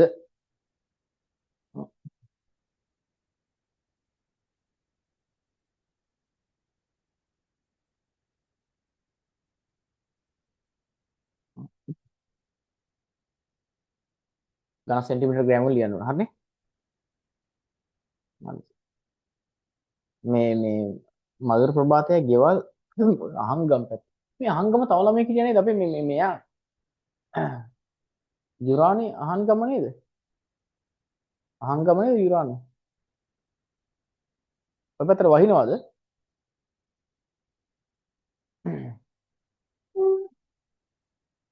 මයුර ප්‍රභාට වහිනවලු හො ගාලා එන්න විදියක් නැල්ලු හරි මේක ලිව්වනේ හරිනේ රයිට් මෙන්න මේ වගුවත් අපි දාගමු අනේ ඔව් පොඩි මේක ලිව්වනේ මේක ලියාගමු අර 10න් බෙදනවා කියන කතාව ලියන්න හැම එනම් එන්න ලියන්න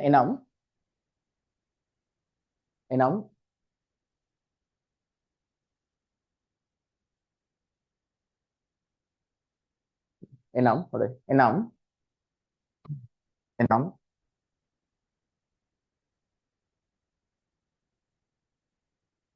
ඝනත්වය ඝන මීටරයට ග්‍රෑම් වලින් ලබා දී එනම් ඝනත්වය ඝන මීටරයට ග්‍රෑම් වලින් ලබා දී ඝන මීටරයට ග්‍රෑම් වලින් ලබා දී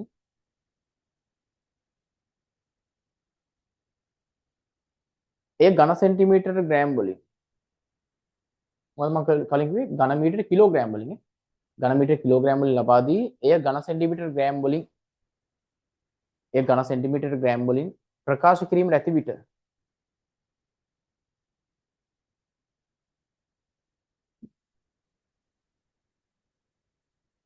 ඝන සෙන්ටිමීටර ග්‍රෑම් වලින් ප්‍රකාශ කිරීමට ඇති විට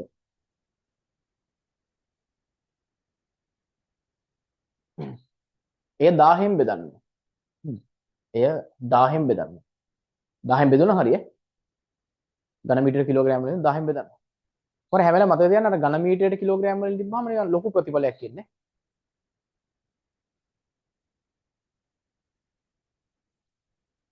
හරි ලොකු ප්‍රතිඵලයක් එන්නේ. ඝන සෙන්ටිමීටර ග්‍රෑම් වලින් දුන්නා පොඩි අගයක් එන්නේ. ඉලක්ක සංඛ්‍යාත්මක වේ අඩුයි. හරි මේ වගුව ලියාගන්න. මේ වගුව දාගන්න ඊපස්සේ. මොකද යන්න අහන්නේ සර් මම සිග්නල් නැතුව කට් වුණා. මට ගාන ලියා ගන්න බැහැ. අයියෝ. ඉතින් යාළුවෙක්ගේ නෝට් එක ඊළඟ පොඩි කැලලක් ඉඳ තියලා මේක තමයි අපි හැදුවේ. මේක හදාන්න ඉඳ තියලා අපොඩි වාක්‍යයක් දුන්නා.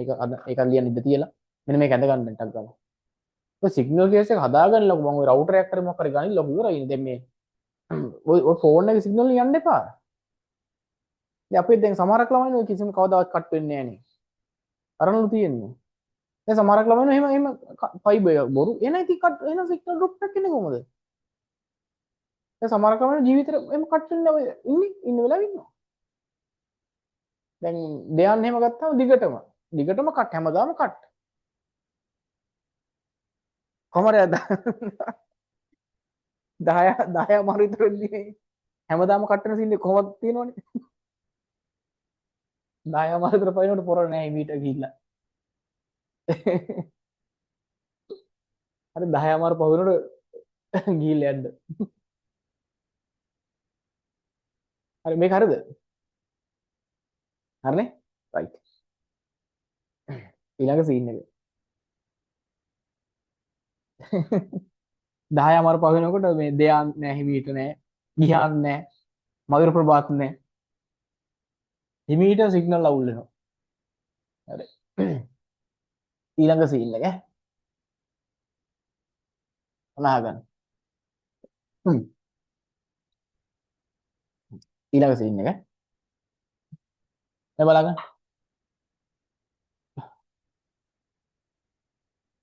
ඒකක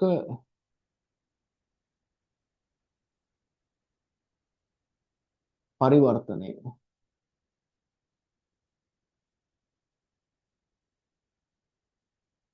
හරි බලා ගන්නකො ඒ කියන්නේ මෙන්න මෙහෙමයි මේවල දන්නේ නැතුව ඇති කියලා හිතලා මම මේ උගන්වන්නේ ඝන සෙන්ටිමීටර එකකට නැත්නම් ඝන සෙන්ටිමීටර එකක් කියන එක පරිමාව වයින් අපි ලීටර මිලිලීටර වලින් එහෙමනේ එතකොට ඒක ඇවිල්ලා මිලිලීටර් 1යි. ඝන සෙන්ටිමීටර් එකක් කියන්නේ මිලිලීටර් එකක්. හරි? හරිද? ඔය මිලිලීටර් 1000ක් ගත්තොත් එහෙම අපි දන්න මිලිලීටර් 1000ක් කියන්නේ ලීටර් එකක්. ලීටර් 1000ක් ගත්තොත් එහෙම ඔය ලීටර් 1000කට අපි කියනවා ඝන සෙන්ටිමීටර් එකක් කියලා. ඔන්න පරිවර්තනය. ඊට පස්සේ එහෙනම් මට මෙහෙම ලියත හැකිනේ. එහෙනම් ඝන සෙන්ටිමීටර් 10 6ක්. එහෙම නැත්නම් මිලිලීටර් 10 6ක්. ඔක කියලා ඝන මීටරයකට සමානයි. ඒකක පරිවර්තනය කියලා මේ ටික ලියාගන්න.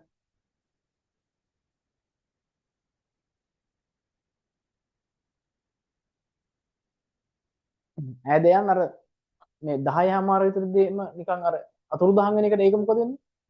අර 10 හමාර විතරදී නැති වෙන එක මොකද්ද? වැස්සට කේස් 10 හමාරට විතර එහෙම එකපාරට මොකද අර අනන්තයෙන් අතර කුමරා වගේ බලලා තියෙන අනන්තයෙන් අතර කුමරා කියලා කතාවක් තියෙනවා. බලන්නේ අනන්තයක අතර කුමරා කියලා සිරසේ ගියේ ඉස්සර. මම දැක දැන් ආය යනවා. බලන්න ඒක මරු කතාව මම නම් බලලා තියෙනවා. මම මේ එහෙම බලලා තියෙනවා ටීවී එක යන කාලෙත් බැලුවා මේ පස්සේ කාලෙක මම YouTube එකෙන් බැලුවා. මේ බලලා තියෙන්නේ නේ.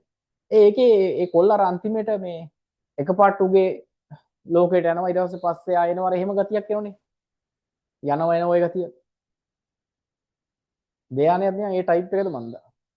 10 අමාරු විතරදී එකපාරට අතුරු දහන් එනවා ආයෙ පහුව තමයි මතුවෙන්නේ. මේ කර්මේ රයිට්. හරි. එහෙනම් මේක දිහා බලලා මට කියන්න මේක දිහා බලලා මට කියන්න දැන්. එහෙනම් මට කියන්න ළමයි ජලය ලීටරයක ජලය ලීටරයක ස්කන්ධය කීයද? ජලය ලීටරයක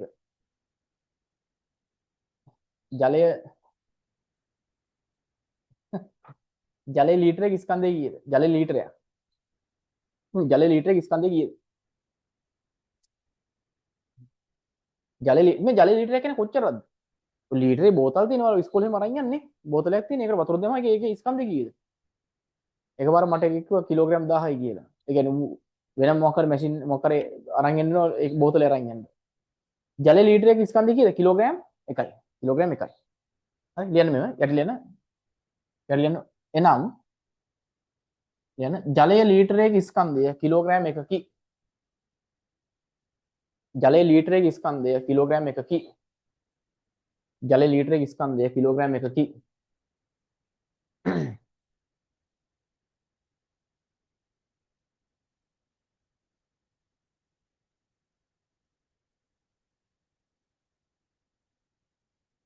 හරි රයිට්. මෙන්න මෙහෙම ඔයාලට කියන්න පුළුවන් වෙන්න ඕන දැන් මෙන්න මේ වගේ බලා ගන්නකො. දැන් මම අහනවා අපිට දීලා තියෙනවා මොකක්ද ද්‍රව්‍යයක් දීලා තියෙනවා 800යි ඝන මීටරයට කිලෝග්‍රෑම් මොනවද දීලා තියෙනවා. මම ඔයාලෙන් අහනවා එහෙනම් මට කියන්න ඔය ඝන මීටරයක 800ක් නේ ඝන මීටරයට කිලෝග්‍රෑම් 800යි. එහෙනම් මම අහනවා ඝන මීටර දෙකක කීයද ස්කන්ධය? ඝන මීටරයක 800 අපිට එහෙම කියන්න පුළුවන් නේද? ඝන මීටරයකට 800 නම් ඝන මීටර දෙකක කීයද? 1600. නේද? ඝන මීටර තුනක කීයද? 2400 කිලෝග්‍රෑම් කිලෝග්‍රෑම්. ඔන්නම කියන්න පුළුවන් වෙන්න ඕනේ. ඒ කියන්නේ ඝනත්වය කියන එකේ තේරුම නිකන් අර එහෙම හදාගන්න. ඝනත්වය කියන්නේ කිලෝ මේ ඝන මීටරයක ස්කන්ධය මෙච්චරයි. එහෙනම් මෙච්චර කීයද කියලා හදාගන්න පුළුවන් වෙනවා. සාමාන්‍ය ගණන් හදලා ඒක ඔළුවේ තියෙන්න ඕනේ. හරි? හරි. හරි. ඊට පස්සේ මේක මට කියන්න. මම ගන්නවා එකක්. මේකම ගමුකෝ.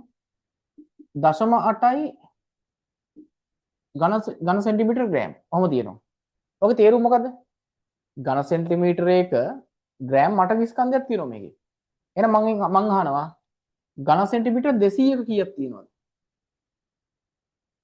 මෙතන ඝන සෙන්ටිමීටරයක මෙච්චරයි. එහෙනම් ඝන සෙන්ටිමීටර 200 කීයද? මෙයා වැඩි කරනවා 200. ඔන්නම හදාගන්න පුළුවන් වෙන්න ඕනේ. මම අහනවා ඝන සෙන්ටිමීටර 300 කීයද? එහෙනම් ඔයාලට මේ 0.8 වැඩි කරන්න වෙනවා කීයද? 300. මේ අදහස මම කියන්නේ මේ අදහස ඔළුවේ තියාගන්න. මේ අදහස මොකද්ද කියන එක තියාගන්න. මේකේ තේරුම මොකද්ද? ඝන මීටරයට කිලෝග්‍රෑම් 800ක් තියෙනවා. ඝන මීටරයකට කිලෝග්‍රෑම් 800ක් තියෙනවා. මෙතන ඝන සෙන්ටිමීටර ග්‍රෑම් 8.8ක් තියෙනවා. ඝන සෙන්ටිමීටර ග්‍රෑම් 0.8ක් තියෙනවා. අර ඒ අදහස ඔළුවේ තියාගෙන නිතරම. එහෙනම් මෙච්චර පරිමාණයට කීයද කියලා හදාගන්න පුළුවන් වෙන්න ඕන. පැහැදිලිද? හරි. ඔන්න ඒ ටික ඔක්කොම හරි ඈ. රයිට්. ඊළඟ සීන් එක. හදාගන්න මේක. ඊළඟ මේක. හරි. අපි මෙහෙම තරලයක් ගත්තොත් එහෙම මම තරලයක් ගන්නවා. මේක භාජනයක් නකමු. හරි. අන්න භාජනයක අඩංගු තරලයක් තියෙනවා මේ විදිහට. මේකේ තරලයක් තියෙනවා. මේ තරලේ සෑම තැනකම මේ හැම තැනකම මම මේ වගේ තැනක් ගත්තොත් මේ වගේ තැනක් ගත්තොත් මේ වගේ තැනක් ගත්තොත් මේ සෑම තැනකම ඔය හැම තැනකම මම පොඩි පොඩි සාම්පල් අරන් ඝනත්වම ඉනෝ කීයද කියලා. මේ පොඩි පොඩි තැන් වල ඝනත්ව මේ හැම තැනකම ඝනත්වය අරගෙන මම අරගෙන සාම්පල් අරන් ඝනත්වම ඉනෝ. ඔය හැම තැනකම ඝනත්ව සමාන වෙනවා නම් අන්න ඒ තරල වලට අපි කියනවා සමජාතීය තරල කියලා. සමජාතීය තරල කියලා කියනවා. තරලයක සෑම තැනකම ඝනත්ව සමාන වෙනවා නම් අපි ඒවට කියනවා සමජාතීය තරල කියලා. දැන් මෙහෙමයි ඔය මම නිකන් වටෙන් ඉන්නේ ඔය. දැන් මේ අපිට මේ සියල්ලම අධ්‍යයනය කරන්න බෑනේ. නිකන් හිතන්නකෝ අපි ඔය සිරස් චලිතය ප්‍රක්ෂිප්තයම අධ්‍යයනය කරානේ. සිරස් චලිතය සහ ප්‍රක්ෂිප්ත අධ්‍යයනය කරන අපි අධ්‍යයනය කරේ වාත ප්‍රතිරෝධය නෑවයි කියන කතාවක. මෙන්න මේවා ගැන විතරයි අපි අධ්‍යයනය කරන්න ගතිය. අර ඒක තමයි හදන් යන්නේ ටික ටික. දැන් මේ තරලවල අපි ඉස්සෙල්ලාම කතා කරා සම්පීඩිත තරල අසම්පීඩිත තරල කියලා. ඔක අපි කතා කරන්නේ මේ අසම්පීඩිත තරල ගැන විතරයි එහෙම. අර එහෙම ගතියක් යනවා. දැන් මෙතරක් කතා කියන මේ සමජාතීය තරල කියලා මාතෘකාවක් අපි කතා කියනවා. සමජාතීය තරලයක් ගැන මම කියනවා. ඇයි එහෙම කියන්නේ අපි සමජාතීය තරල ගැන විතරයි ෂේප් එක කතා කරන්නේ. ඒකයි මම මේ හදන්නේ මේ වටපිටාව. එතකොට තරලයක සෑම තැනකම ඝනත්වය සමාන වෙනවා නම් අපි ඒවට කියන මොනවද? සමජාතීය තරල කියලා. ඒවට කියන සමජාතීය තරල කියලා. right ලියන එක තරුවක් දාලා ලියන තරලයක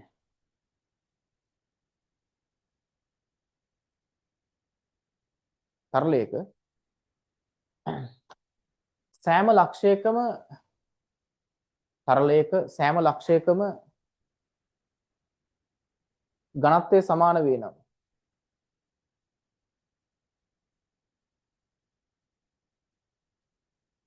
ඝනත්වය සමාන වේ නම් එම තරලය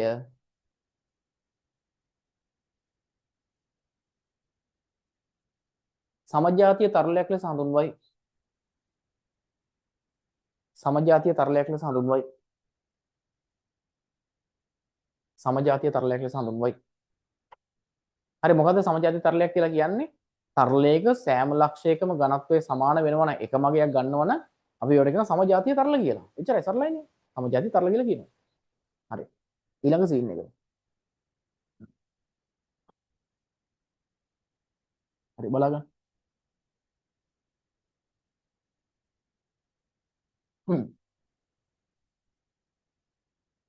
බලගන්න මේක. මේ තියෙන්නේ මිශ්‍ර නොවන ද්‍රව දෙකක්. කියන්නේ මිශ්‍ර වෙන්නේ නැහැ. මිශ්‍ර නොවන නැහැ. එහෙම නැත්නම් තව කියන අපි රසායනික ප්‍රතික්‍රියාවට භාජනය වෙන්නේ නැතුව. එහෙම ද්‍රව දෙකක් කරා මම භාජනයක දානවා මෙහෙම. කොහොම දානවා. ඔතන මිශ්‍ර නොවන ද්‍රව දෙකක් නේ. මිශ්‍ර නොවන ද්‍රව දෙකක් භාජනයකට දැම්මට පස්සේ හරිද? ඝනත්වය වැඩි වුන් යට යනවා. අපි අතනින් ගම මේ ජලය නම් මේ උඩ තියෙන පොල් තෙල් වගේ නේ. මිශ්‍ර නොවන ද්‍රව දෙකක් භාජනයකට දැම්මට පස්සේ ඝනත්වය වැඩි කට්ටිය යට යනවා. ඝනත්වය වැඩි කට්ටිය මත ඝනත්වය අඩු වුන් පාවෙනවා. මේකට අපි කියන්නේ පාවෙනවා කියලා කියන්නේ. මෙයාගේ උඩ මෙයා තියෙන. ඝනත්වය වැඩි වුන් යට යනවා. ඝනත්වය අඩු වුන් උඩ යනවා. දැන් හිතන්න මේක මෙහෙම තියෙනකොට මම මේකට දානවා පොඩි තබ කෑල්ලක්. තබ කෑල්ල චූටි කෑල්ල. ඒක ලොකු වෙන්න ඕනේ පොඩි තබ කෑල්ල දාන්න චූටි තබ කෑල්ලක් දානවා. තබ කෑල්ල දාපු ගමන් තබ කෑල්ල මේකේ පල්ලෙහාට එනවා. දැන් මෙන්න මම තබ කෑල්ලක් දානවා. මේ තියෙන තබ කෑල්ල. ඔන්න තබ කෑලි. තබ කෑලි දැකලා තියෙනවද? මේ තියෙන්නේ. ඔය තඹ දාපුවම මේක පල්ලෙහාට නැయ్యේ. තඹ කෑල්ලක් දානකොට පල්ලෙහාට නැయ్యේ. තඹ කෑල්ලක් දාම පල්ලෙහාට. තඹ වල ඝනත්වය ජලයේ ඝනත්වයට වඩා වැඩි. ඝනත්වය වැඩි වුන් පල්ලෙහාට යනවා. දැන් තඹ කෑල්ල දැම්ම තඹ කෑල්ල පල්ලෙහාට ගියා. එතන මේකට මම දානවා කිරලැබයක්. කිරලැබ දන්නවද ඔයාලා? කිරලැබ මොනවද කිරලැබ කියන්නේ? කිරලැබ අර කිරල ගස් වලින් හදලා ගන්න. කිරල මූඩි කියලා තියෙන්නේ. කිරල මූඩි. ඔය වයින් බෝතල් එහෙම තියෙනවා කිරල මූඩි. වයින් බෝතල් එහෙම කිරල මූඩි තියෙනවා. ඝනත්වය අඩුයි. ඝනත්වය සාමාන්‍යයෙන් 250ක් විතර. ඝන මීටරයට කිලෝග්‍රෑම් 250ක් වගේ. ඝනත්වය ගොඩක් අඩුයි. ඒවට අපි කියන පොරොප්ප කැබලි කියලා.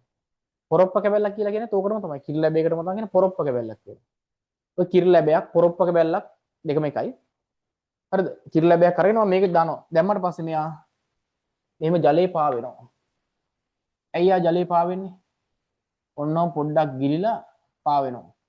ඇයි ඒ? එයා ඝනත්වය අඩුයි.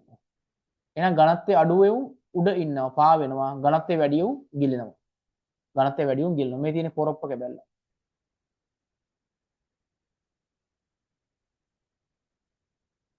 පොරොප්පයක්. පොරොප්පයක්. ඔන්න පොරොප්පයක්. පොරොප්පක බැලලා තියෙනවා. ඒක මේ ජලයට දාපුවම ජලය පාවෙනවා. පැහැදිලිද? තේරෙනවද? රයිට්. හරි. මේක ලියගමු. ලියන්න මෙහෙම. අමිශ්‍ර ද්‍රව දෙකක්. අමිශ්‍ර මිශ්‍ර වෙන්නේ නැති. අමිශ්‍ර ද්‍රව දෙකක් දන්නවනේ. අමිශ්‍ර ද්‍රව දෙකක්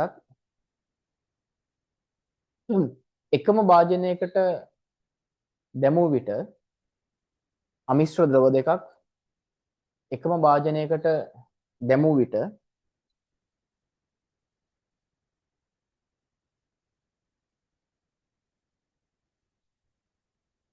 එකම භාජනයකට දැමූ විට ඝනත්වයේ වැඩි ද්‍රව්‍ය මත නැත්නම් ඝනත්වයේ වැඩි ද්‍රව මත ඝනත්වයේ වැඩි ද්‍රව මත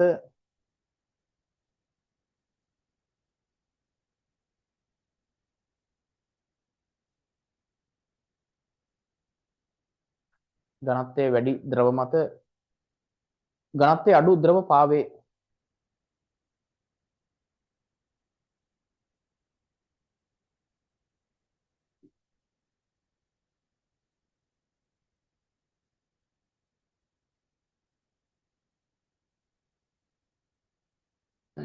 හරි කියලා මේක ඇඳගන්න.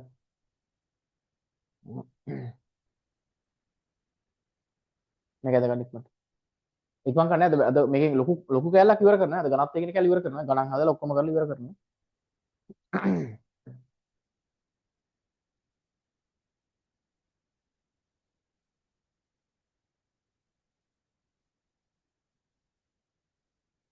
මේක ඇඳගන්න. මේ තියෙන පොරොප්ප කැබැල්ල නැත්නම් පොරොප්ප කැබැල්ලක් කියලා නේද? පොරොප්ප කැබැල්ල. පොල් තෙල් ජලය තඹ කෑල්ල.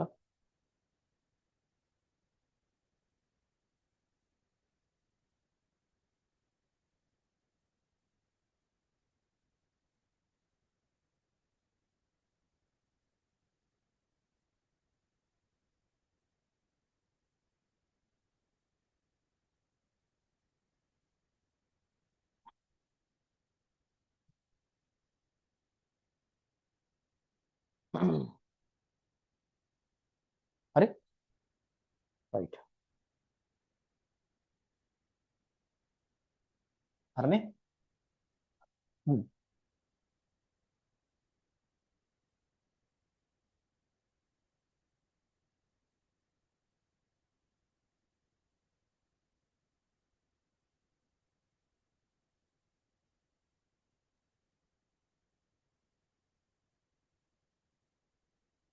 හරි.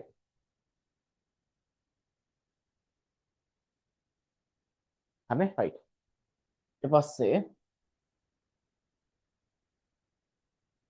රයිට්. දැන් ලියන මාතෘකාව සාපේක්ෂ ඝනත්වය.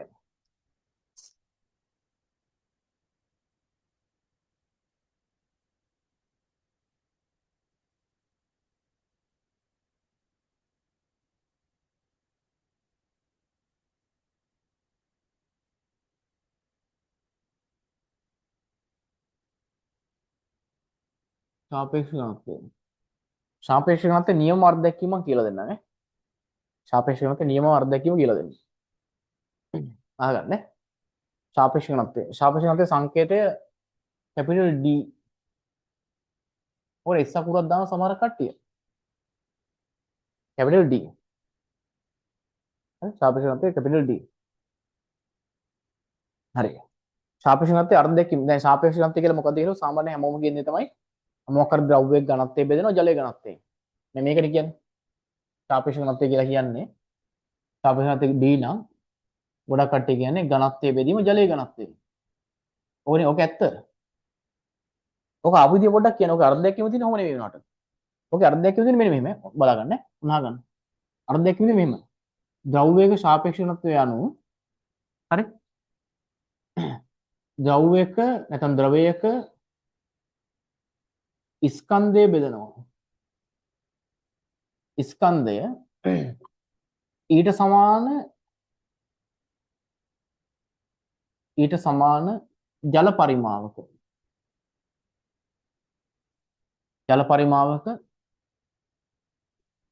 ස්කන්ධයට දරන අනුපාතය.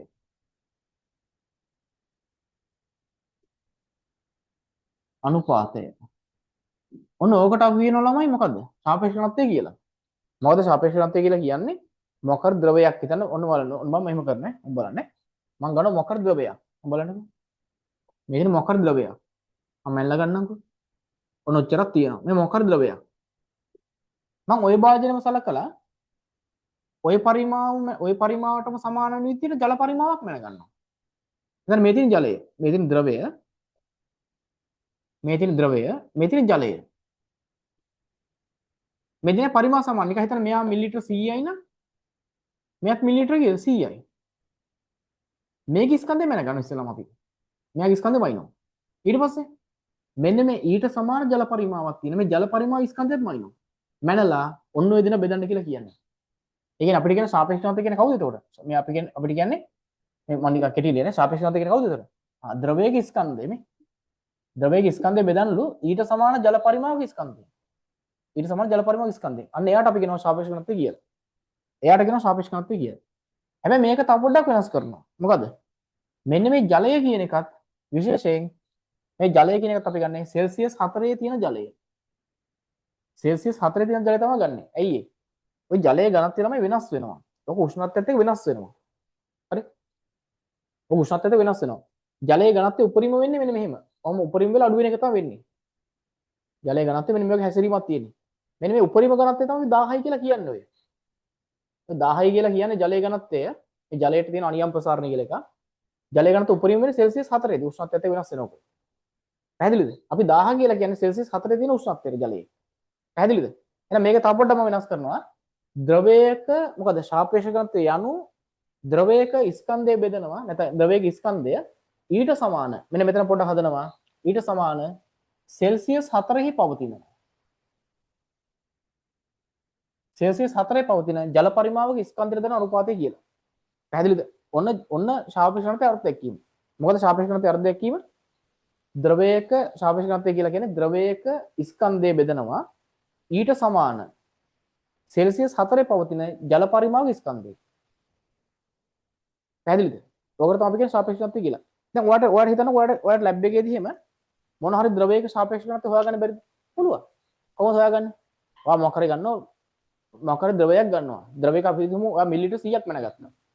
මිලිලිටර 100ක් මැනගෙන එයාගේ මැනගෙන ස්කන්ධය කීයද කියලා. භාජනයකට දාලා ස්කන්ධය මැන ගන්නවා.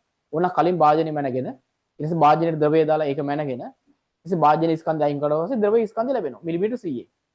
ඊට පස්සේ ඒ භාජනයේටම මිලිලිටර 100ක් මැන ගන්න කොච්චරද? ජලය දාලා. උගෙත් ස්කන්ධය බයිනවා. මැනලා උගෙත් භාජනයේ ස්කන්ධය අයින් කරලා පස්සේ එනවා ජලයේ ස්කන්ධය කීයද කියලා. පැහැදිලිද? එහෙනම් අපි කලින් ගත්ත ද්‍රවයේ ස්කන්ධය බෙදනවා කාගෙන්ද? අර මිලිලිටර 100 තිබිච්ච ජලයේ ස්කන්ධය. බෙදුවාට පස්සේ ලැබෙනවා මොකද? ඒ ද්‍රව්‍යයේ සාපේක්ෂ ඝනත්වය කීයද කියලා. මොන සාපේක්ෂ ඝනත්වය අර්ථ දැක්වීම. පැහැදිලිද? right. මම ඕකෙම සමීකරණයක් ඔයක් හදාගන්න. ඕකෙම සමීකරණයක් ඔයක් හදාගන්න.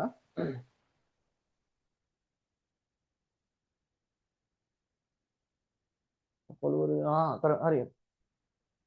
හරි. හරි right. එතකොට ඔනාගන්න සාපේක්ෂ ඝනත්වය කියන්නේ කවුද කියලා. මලිනෝ මෙන්න මෙහෙම උඹලා ගන්න. මලිනෝ සාපේක්ෂ ඝනත්වය සමානයි. මලිනෝ සාපේක්ෂ ඝනත්වය කියන එක සමානයි. මෙන්න මෙහෙම වෙන්නේ. ද්‍රවයක නැත්නම් ද්‍රව්‍යයක ස්කන්ධය මොන හරි පරිමාවක. එයා බෙදනවා ඊට සමාන සෙල්සියස් 4 පවතින ජල පරිමාවක ස්කන්ධය.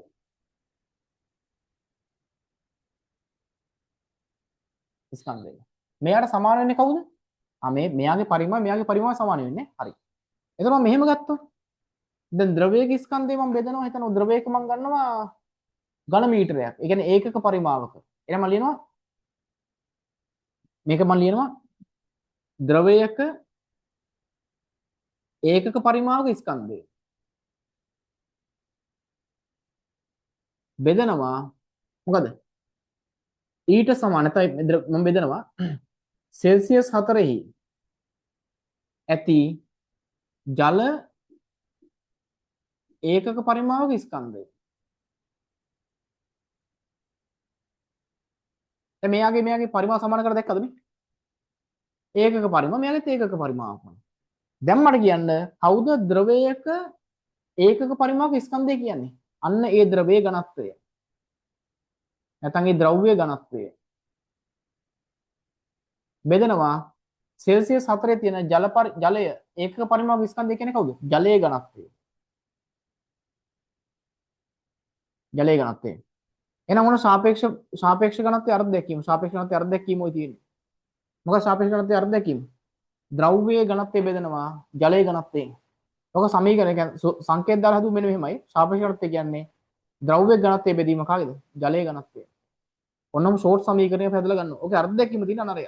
මේ රෝ W කියලා කියන්නේ ජලයේ ඝනත්වය. රෝ W කියලා දාන්න ජලයේ ඝනත්වය. හරි. පැහැදිලිද?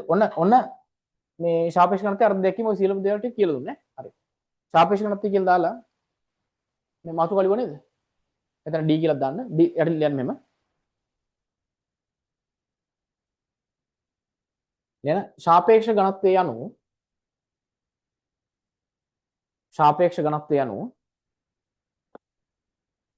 සාපේක්ෂ ඝනත්වය යනු සාපේක්ෂ ඝනත්වය යනු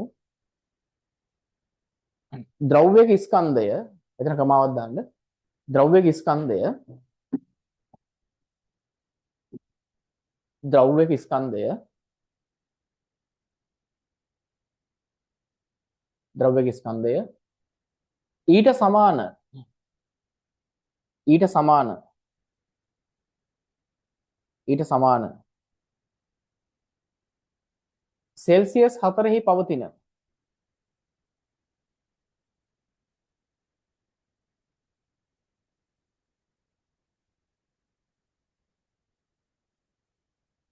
ඊට සමාන සෙල්සියස් 4හි පවතින ජල පරිමාවක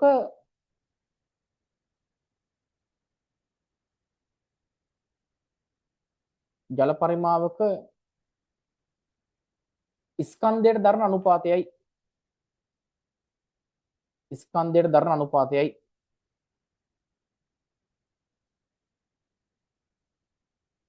ස්කන්ධයට දරන අනුපාතයයි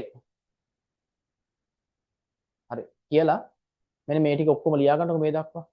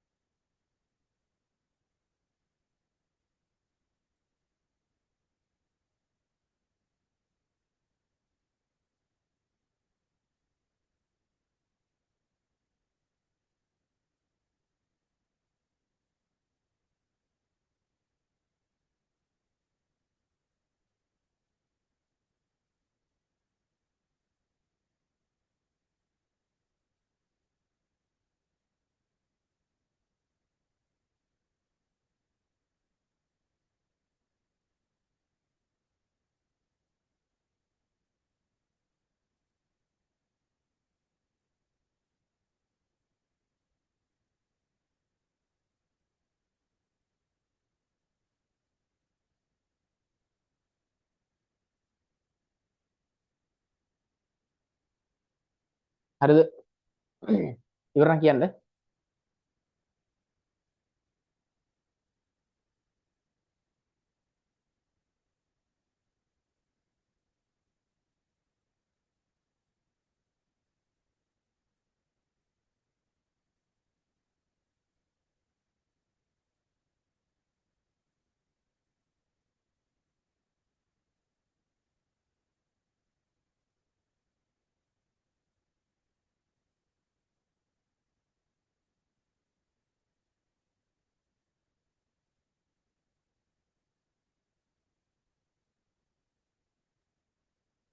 හරි ඉවරනම් කියන්න.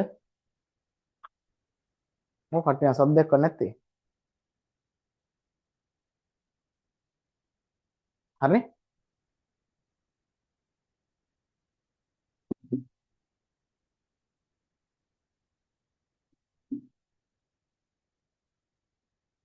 අර පොඩ්ඩක් මුලින් ටික බෝරින් ගතිය තියෙන ඈ ෆ්‍රීස් වල එහෙම නිකන් මෙහෙම ගිහලා එකපාරට තව පොඩ්ඩකින් මොකද උනේ කියලා හිතා ගන්න බැරි තරමට එන්නේ ඈ තාජුට්ටේ පොඩ්ඩක් ඉන්න. හරි. තමයි තේරුණාද?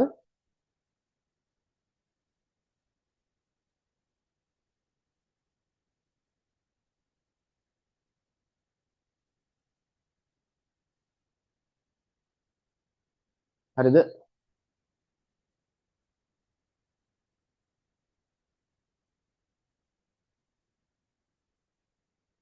හරිද මේක ලියන් ඉවරද? කියන්නකෝ. තම ලියනවද? හොයන්න බැරනවද? මෙතන සාපේක්ෂ ඝනත්වය තියෙන්නේ. ද්‍රවයේ නැත්නම් ද්‍රව්‍යයේ ස්කන්ධය බෙදෙනවා ඊට සමාන සෙල්සියස් 4 පවතින ජල පරිමාවක ස්කන්ධය. ඊට පස්සේ ද්‍රව්‍යයේ ඒකක පරිමාවක ස්කන්ධය. සෙල්සියස් 4 ඇති ජලය ජල ඒකක පරිමාවක ඝන මේ සෝරි ඝන ස්කන්ධය නේ ස්කන්ධය. එතකොට මේ කවුද? ද්‍රව්‍යයේ ඝනත්වය. මේ කවුද? ජලයේ ඝනත්වය. හරිනේ? හොයාගන්න බැරිනොත් එහෙම අකුරු එහෙම හොයාගන්න බැරි නම් කියන්න. ඔය ගම්පහ දැන් වහිනවා ගම්පහට වහින්න හදන්න. හරි තේරුණානේ? හරි. දැන් 10ට ළඟයි. හරිනේ? රයිට්. අපි බලමු. ඔය පොඩි උදාහරණ දෙකක් තුනක් ගන්න. මේ බලන්න. මම ගන්නවා මම නිකන් මේ ඉන්නේ තඹවල ඝනත්වය. තඹවල ඝනත්වය අපි ගමු 9000යි කියලා. ඝන මීටර කිලෝග්‍රෑම් 9000යි තඹවල ඝනත්වය. එහෙනම් තඹවල සාපේක්ෂ ඝනත්වය මොකද්ද?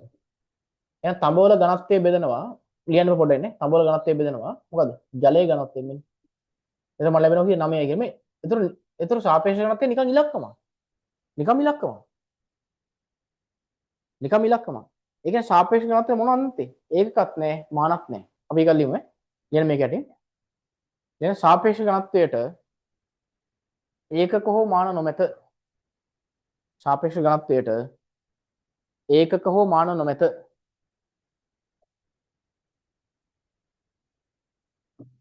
ඒකක හෝ මාන නොමැත. ඒකකත් නැහැ, මානත් නැහැ. ඒකක හෝ මාන නොමැත. හරි?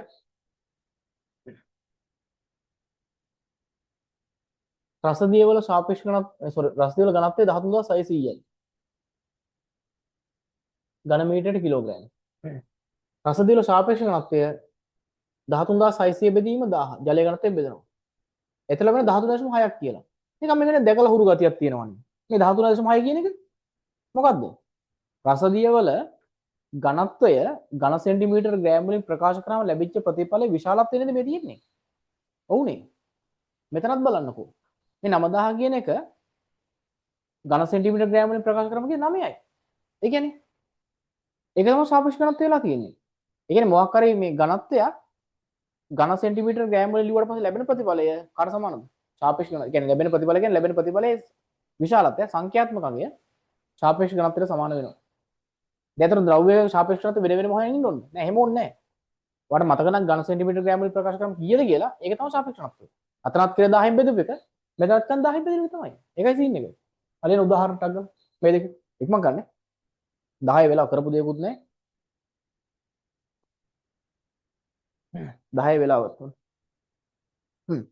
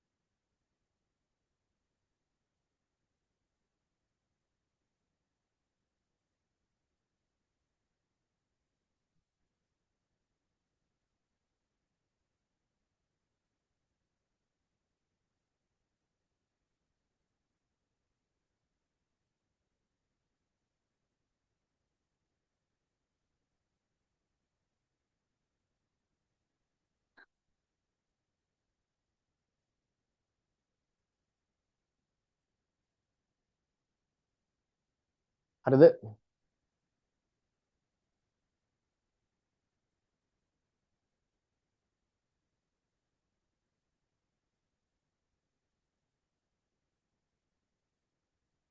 හරි? right. එඩ ලියන්න. එනම්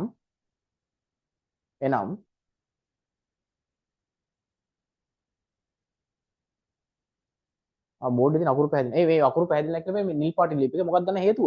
මම හිතන උඩ මේ ලයිට් එකත් එක්ක දන්න එක සීනේ නැත්නම් මෙතන හොඳට පැහැදිලිව තියෙනවා ඒක. හරි මම අර ඒව තමයි මම අර කිව්වේ. මම කටින් කියන්නම් ඒක. හරි මෙතන ලියන්න. මේක ලියලා ඊට පස්සේ යට ලියන්න. ලියන්න ද්‍රව්‍ය ඝනත්වය ඝන සෙන්ටිමීටර ග්‍රෑම් වලින් ප්‍රකාශ කළ විට ඝන සෙන්ටිමීටර ග්‍රෑම් වලින් ප්‍රකාශ කළ විට ඝන සෙන්ටිමීටර ග්‍රෑම් වලින් ප්‍රකාශ කළ විට ඝන සෙන්ටිමීටර ග්‍රෑම් වලින් ප්‍රකාශ කළ විට එහි සංඛ්‍යාත්මක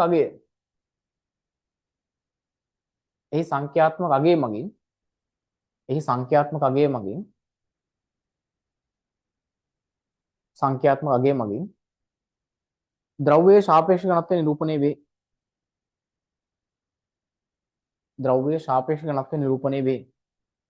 ද්‍රව්‍යයේ සාපේක්ෂ ඝනත්වය නිරූපණය වේ. හරි. මේ ධ්‍යානට පෙවුනේ නැති මෙතන මේ රසදිය කියන එක නෙතේ. රසදිය තියෙන්නේ 13600යි ඝන මීටර කිලෝග්‍රෑම්. රසදිය තියෙන්නේ. හරි. හරි මේ ටික හරිනේ. වාක්‍ය ලිව්වනේ. හරි. right. ඊළඟට. දැන් මේ අහන්නකො. දැන් මම ගන්නවා ද්‍රව්‍යයේ ඝනත් මේ සාපේක්ෂ ඝනත්වය D නේ. හරි.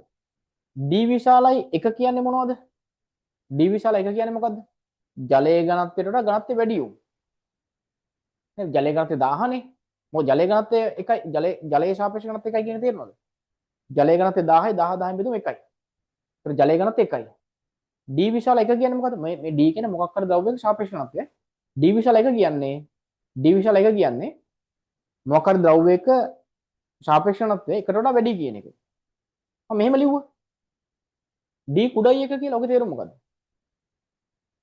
ඒ ද්‍රව්‍යයේ සාපේක්ෂ ඝනත්වය එකට වඩා අඩු වෙන කට්ටිය. මොනවද උදාහරණයක් කිව්වොත්? දැන් හිතන්නකෝ D කුඩයි 1 වෙනව නේද මොන වගේද? ඔය මේ පොල් තෙල් වල එහෙම එකට වඩා අඩුයි. මධ්‍යසාර එකට වඩා අඩුයි. අර පොරොප්ප කැවැල්ලක් මං කිව්වේ එකට වඩා අඩුයි. වාතයේ ඝනත්වය ඒත් එම සාපේක්ෂ ඝනත්වය එකට වඩා අඩුයි. D එකට වඩා වැඩි වුම මොනවද?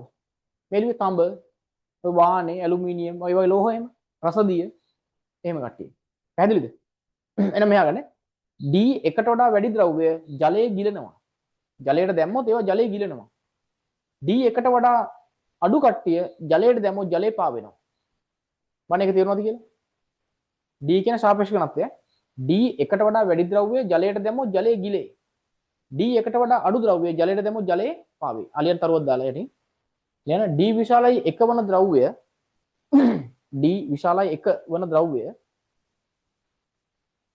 D විශාල 1 වන ද්‍රව්‍ය D විශාල 1 වන ද්‍රව්‍ය 1 වන ද්‍රව්‍ය ජලයේ ගිලේ D කුඩයි 1 වන ද්‍රව්‍ය D කුඩයි 1 වන ද්‍රව්‍ය ජලයේ පාවේ. හරි.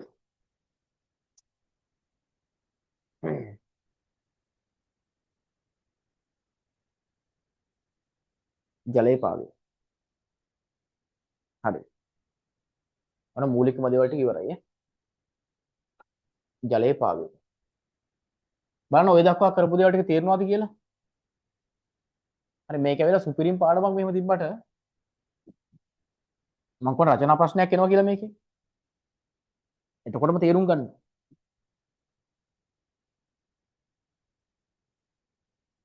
පිළිවෙලට වැඩ කරන්න, නිවැරදිව පිළිවෙලට වැඩ කරන්න. මම කියන්නේ මේ දවස්වල පුළුවන් තරම් වැඩ කළා මේ සිලබස් එකේ මේ වැට්ටි ඉවර කරගන්න. නැත්නම් ඔයාලට අනිවාර්යයෙන්ම 26 ළමයිට වෙච්ච සීන් එක වෙනවා. ඒ කියන්නේ අන්තිම වෙනකොට සර්ලා දඩබඩ ගාලා පාඩම් අදිනවා හරි. එහෙනම් අද මම කිව්වා ඒ කමන බයෝ කරන කොල්ලේ බයෝ වල අන්තිම පාඩම ගැන හිතන්නේ නැහැ කිව්වා. දැන් පන්තියේ දඩබඩ ගාලා ඇද්දා කිව්වා එහෙම මෙහෙම වල. ඒකද ෂේප් එක ඇතැල්ල දැම්මකො අනිත් ඒවා මොකක්ද ගේමක් ගහනවා කිව්වා. අවුලෙන් ඉන්නේ ඉතින්. පට්ට අවුලෙන් ඉන්නේ.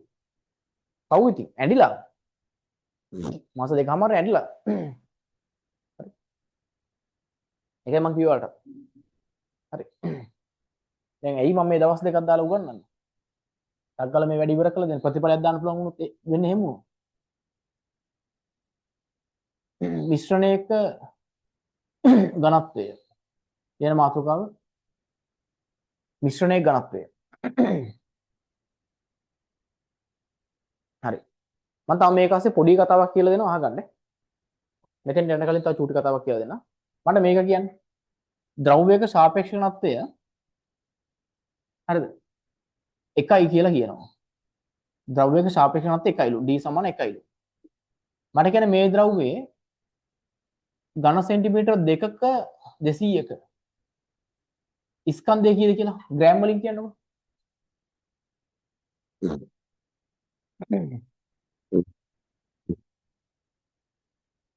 අපිට කියනවා ද්‍රව්‍යයක සාපේක්ෂ ඝනත්වය 1යි. ඒ කියන්නේ මොනවද මේ ජලය? අපි හන්නේ ජලය ග්‍රෑම් 200ක නැත්නම් මිලිලිටර් 200ක ස්කන්ධය කීයද? මේ සාපේක්ෂ ඝනත්වය මේ මෙහෙම දැන් ඒ කියන්නේ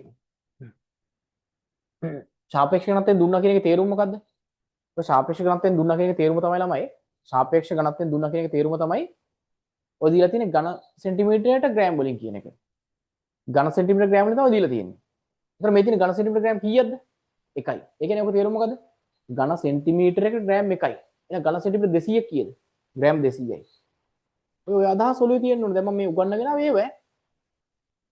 අග්ගලා කියන්න පුළුවන් දැන් ශිෂ්‍යත් එක නම් වගේ මං ඉවවා. හරි? දැන් මේක තේරුණාද කියන්නකෝ. මේක තේරුණා එකපාර කියන්න පුළුවන් වෙන්න ඕනේ. හැම ගහන නැත්නම් අල්ලමු. එකපාර කියන්න පුළුවන් වෙන්න ඕන. මේක තේරුණාද? සාපේක්ෂ ඝනත්වය 1යි. සාපේක්ෂ ඝනත්වය 1යි කියන්නේ මොකද්ද? ඝන සෙන්ටිමීටරේ ග්‍රෑම් 1යි. එහෙනම් ඝන සෙන්ටිමීටර 200ක ස්කන්ධය කීයද? ග්‍රෑම් 200යි. තේරුණානේ? හරි. ඊළඟට මේක. මම ගන්නවා සාපේක්ෂ ඝනත්වය මේ දෙන්නේ. සාපේක්ෂ ඝනත්වය 0.8යි. මට කියන්නේ මෙයාගේ ග්‍රෑම් 300ක ස්කන්ධය කීයද? එකපාර කියන්න ඕනේ. ග්‍රෑම් 300ක ස්කන්ධය කීයද?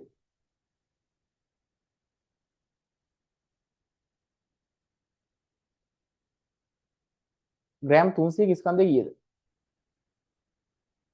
දෙයන් ගියාද? ඉන්නෝනේ. කියන්න බෑ. ඉතින් මේ අනේ මේවා කියන්න පුළුවන් වෙන්න ඕනේ ඉතින්. ඒ ලෙවල් මැත්ස් සයන්ස් එක කරන්නේ. දැන් මම කිව්වනේ. සාපේක්ෂ ඝනත්වය 0.8 කියන තේරුම මොකද්ද? මේ ඇවිල්ලා තියෙන්නේ මේ ලියලා තියෙන මොන වගේද? මේ අතර මේ තියෙන්නේ ඝන සෙන්ටිමීටර ග්‍රෑම් වලින්. ඒකේ තේරුම මොකද්ද? හදන්න එපා. මොකක්වත් හදන්න එපා. අකුරක්වත් ලියන්න නැතුව මේක උත්තරේ කියත හැකි. ඒකයි මම මේ කියන්නේ. මේක හුරු වෙන්න කියලා. මේකේ තේරුම මට මේකේ අර්ථයක් මම මේවා තේරුම් කියන්නකො. සූත්‍ර එපා. මේකේ තේරුම කියන්නේ මොකද කියලා? සාපේක්ෂ ඝනත්වය 0.8යි කියන්නේ ඕකම තමයි ඝන සෙන්ටිමීටර ග්‍රෑම් වලින් ප්‍රකාශ කරන විශාලත්වය. එහෙනම් මම හිතනවා මේ තියෙන්නේ මේ තියෙන ඝන සෙන්ටිමීටර ග්‍රෑම් වලින් ප්‍රකාශ කළා මේ තියෙන්නේ. එතකොට ඝන සෙන්ටිමීටරයක ස්කන්ධය කීයද? 0.8යි. එහෙනම් 300 කීයද? ඝන සෙන්ටිමීටරයක ස්කන්ධය 0.8 නම් 300 කීයද? මෙයා වැඩි කන් 300. හරි? මෙයා වැඩි කන් 300. මට එනවා 240යි කියලා. තේරුණාද? හරි මට මේක කියන්න. සාපේක්ෂ ඝනත්වය 1.2යි. මට කියන්න ඝන සෙන්ටිමීටර 200ක ස්කන්ධය කීයද? කියපල්ලා හැම ගහනවා ඈ. කිව්වත් එහෙනම්. දැන් ශිෂ්‍යත් දැන් ආයේ යවනවා 6 මේ 5 වසර ශිෂ්‍යත් ලියවන්න යවනවා. ශිෂ්‍යත් ලියවන්න යවනවා ආයේ. හරියට කියන්න.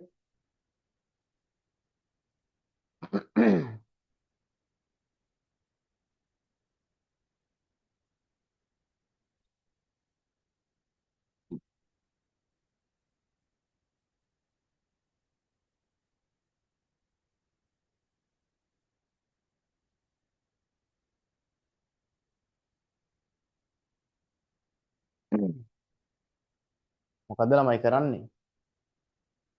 පොඩි ගානක් අබ්බෑනේ. උත්තර දාන්නකෝ.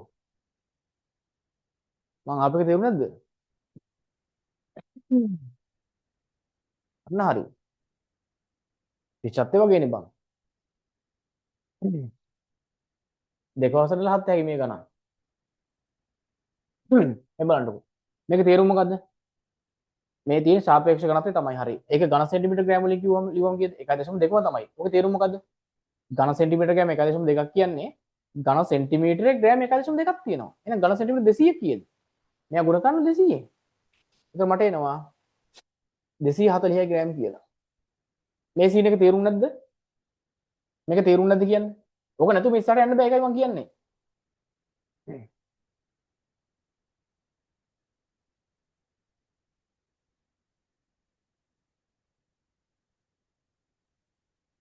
මේ පරිවර්තන ටික තේරුම් නැද්ද ඔයාලට? මම ආයෙ පාර කියලා දෙන්න එහෙනම්. ළමයි තේරුම් නැද්ද? ළමයි ඉන්නවද? පුළුවන්. දෙයන් තේරුණා. අනිත් ළමයි මම යකෝ ටයිප් කරන්න කම්මැලි කම දෙන්නේ. මේ අපි අර නයිට් ක්ලාස් එකක් අපි ඕගනයිස් කරගත්ත අපි ඒක කරමු ඈ. මම ඒ විදිහ කියන්න. මේ සතියේ ලබන සතියේ එහෙම වුණේ. අපි බලමුකෝ. වැඩ නම් පොඩ්ඩක් වැඩි බලමු. මේක තේරුණාද කියන්නේ මිහින්? අන්න මේ උත්තර දාන්න රහීනා. මේ කේස් එක තේරුණා. මේක තේරුණාද ඉස්සරහ යන්න බෑ. ඉක්මන් කරන්න මම වැඩ අම්මානේ දිනව කරන්න. මේක තේරුණාද? ඕක පුළුවන් වෙන්න ඕන. නැත්නම් මිශ්‍රණයේ ඝනත්වය හොයන්න බෑ අපිට ගිහිල්ලා. ක්ලාස් ටයිම් මාරු කරගමුකෝ. කොහොමද මාරු කරන්නේ? බුදුන් මෝ හිතා ගන්නවත් බෑ.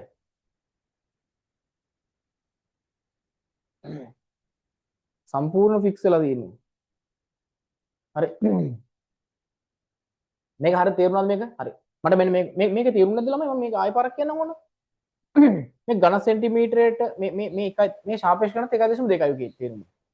සාපේක්ෂ ඝනත්වය 1.2යි ගාම ඔයාලට මේකේ මේ තියෙන්නේ එතකොට මොකද්ද? මේ තියෙන්නේ 1.2යි ඝන සෙන්ටිමීටර ග්‍රෑම් කියන එකයි තියෙන්නේ. මම ඉස්සෙල්ලා කිව්වේ මේකේ විශාලත්වය තමයි සාපේක්ෂ ඝනත්වය කියන්නේ කියලා. හරි. එහෙනම් මේක අනිත් පැත්ත ගියත හැකි. හරි. ඝන සෙන්ටිමීටර ග්‍රෑම් 1.2යි. ඝන සෙන්ටිමීටර ග්‍රෑම් 1.2යි නම් මට කියන්නේ ඝන සෙන්ටිමීටර ග්‍රෑම් 1.2යි නම් මේක තේරුම් බලන්නකො ඝන සෙන්ටිමීටරේ ග්‍රෑම් 1.2ක් තියෙනවා. එහෙනම් 200ක් කියලා හොයාගන්න. මේක වැඩි කරන 200. උතර මෙයා එනවා. හරි? රයිට්. මම හිතනවා තේරෙන්නේ නැති කියලා. තේරුණාද? හරි? මොන ප්‍රශ්නයක් හොය විතර මුම් පෙන්න හිමීට. හරි. හරි. යශිකා හැම තේරුණාද මේක?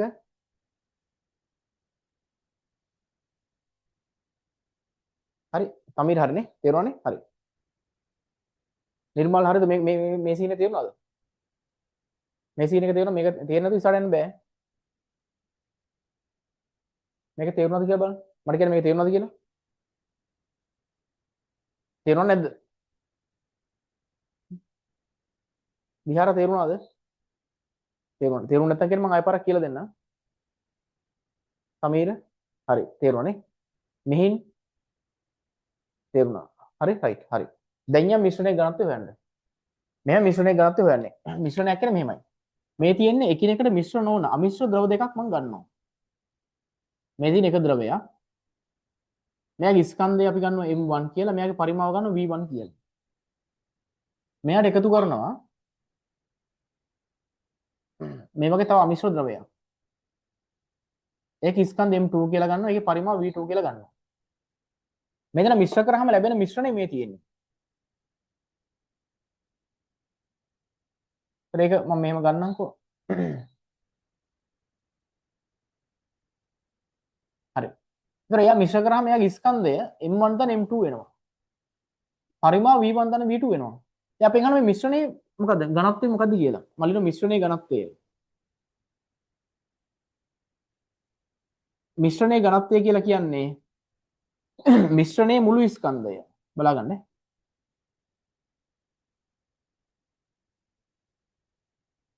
බෙදනවා මිශ්‍රණයේ මුළු පරිමාවෙන්. මුළු පරිමාව මොනව බෙදනවා?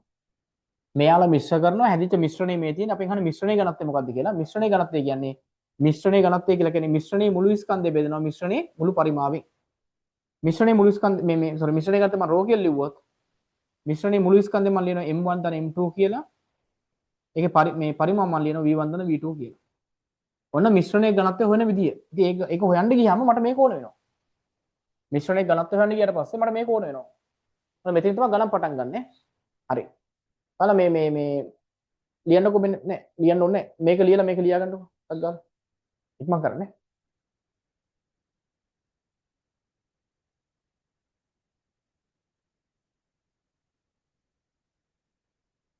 රහින නෑ ක්ලාස් එක ඔන්න එකපාරට.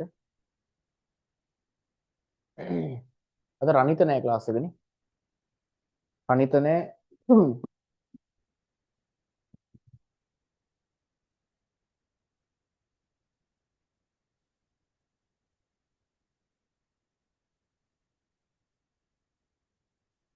ඉක්මන් කරන්නේ.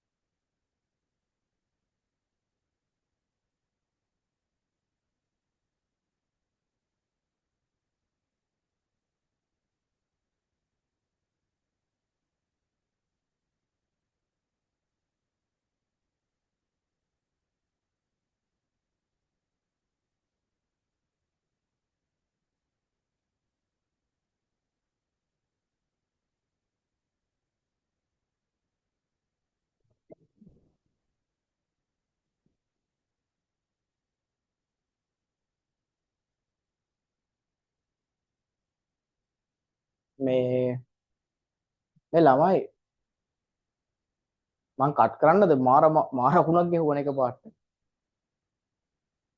කට් කරන්නද මම මේක ලියාගෙන ඔයාලා මේව කරන්නේ. මේ මාර මකුණක් ගෙහුවේ ළඟටම. අපි ඊළඟට කරමු ඈ මම මෙසේජ් එකක් දාන්නම් ඈ. ඔව් දැන් ගෙහුවේ ඒක තමයි. මාරම මකුණක් ගෙහුවා. හරි කට් කරන්නම් ඈ. හරි. මෙදස කරමු ඈ.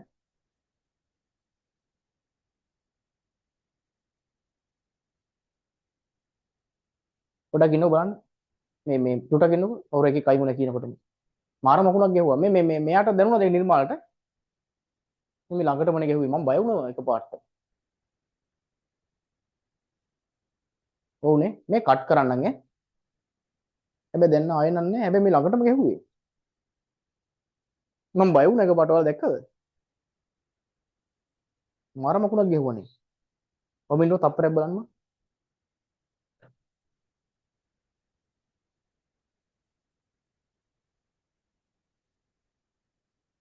මේ මොකද කරන්නේ කට් කරන්න නැති කියලා කනගේ. සුපිරි මකුණක් ගෙහුවා ආයෙ. නිර්මල ආයෙ අකුණු ගහයිද? මේ ළඟනේ ඉන්නේ. මාර මකුණක් ගෙහුවේ.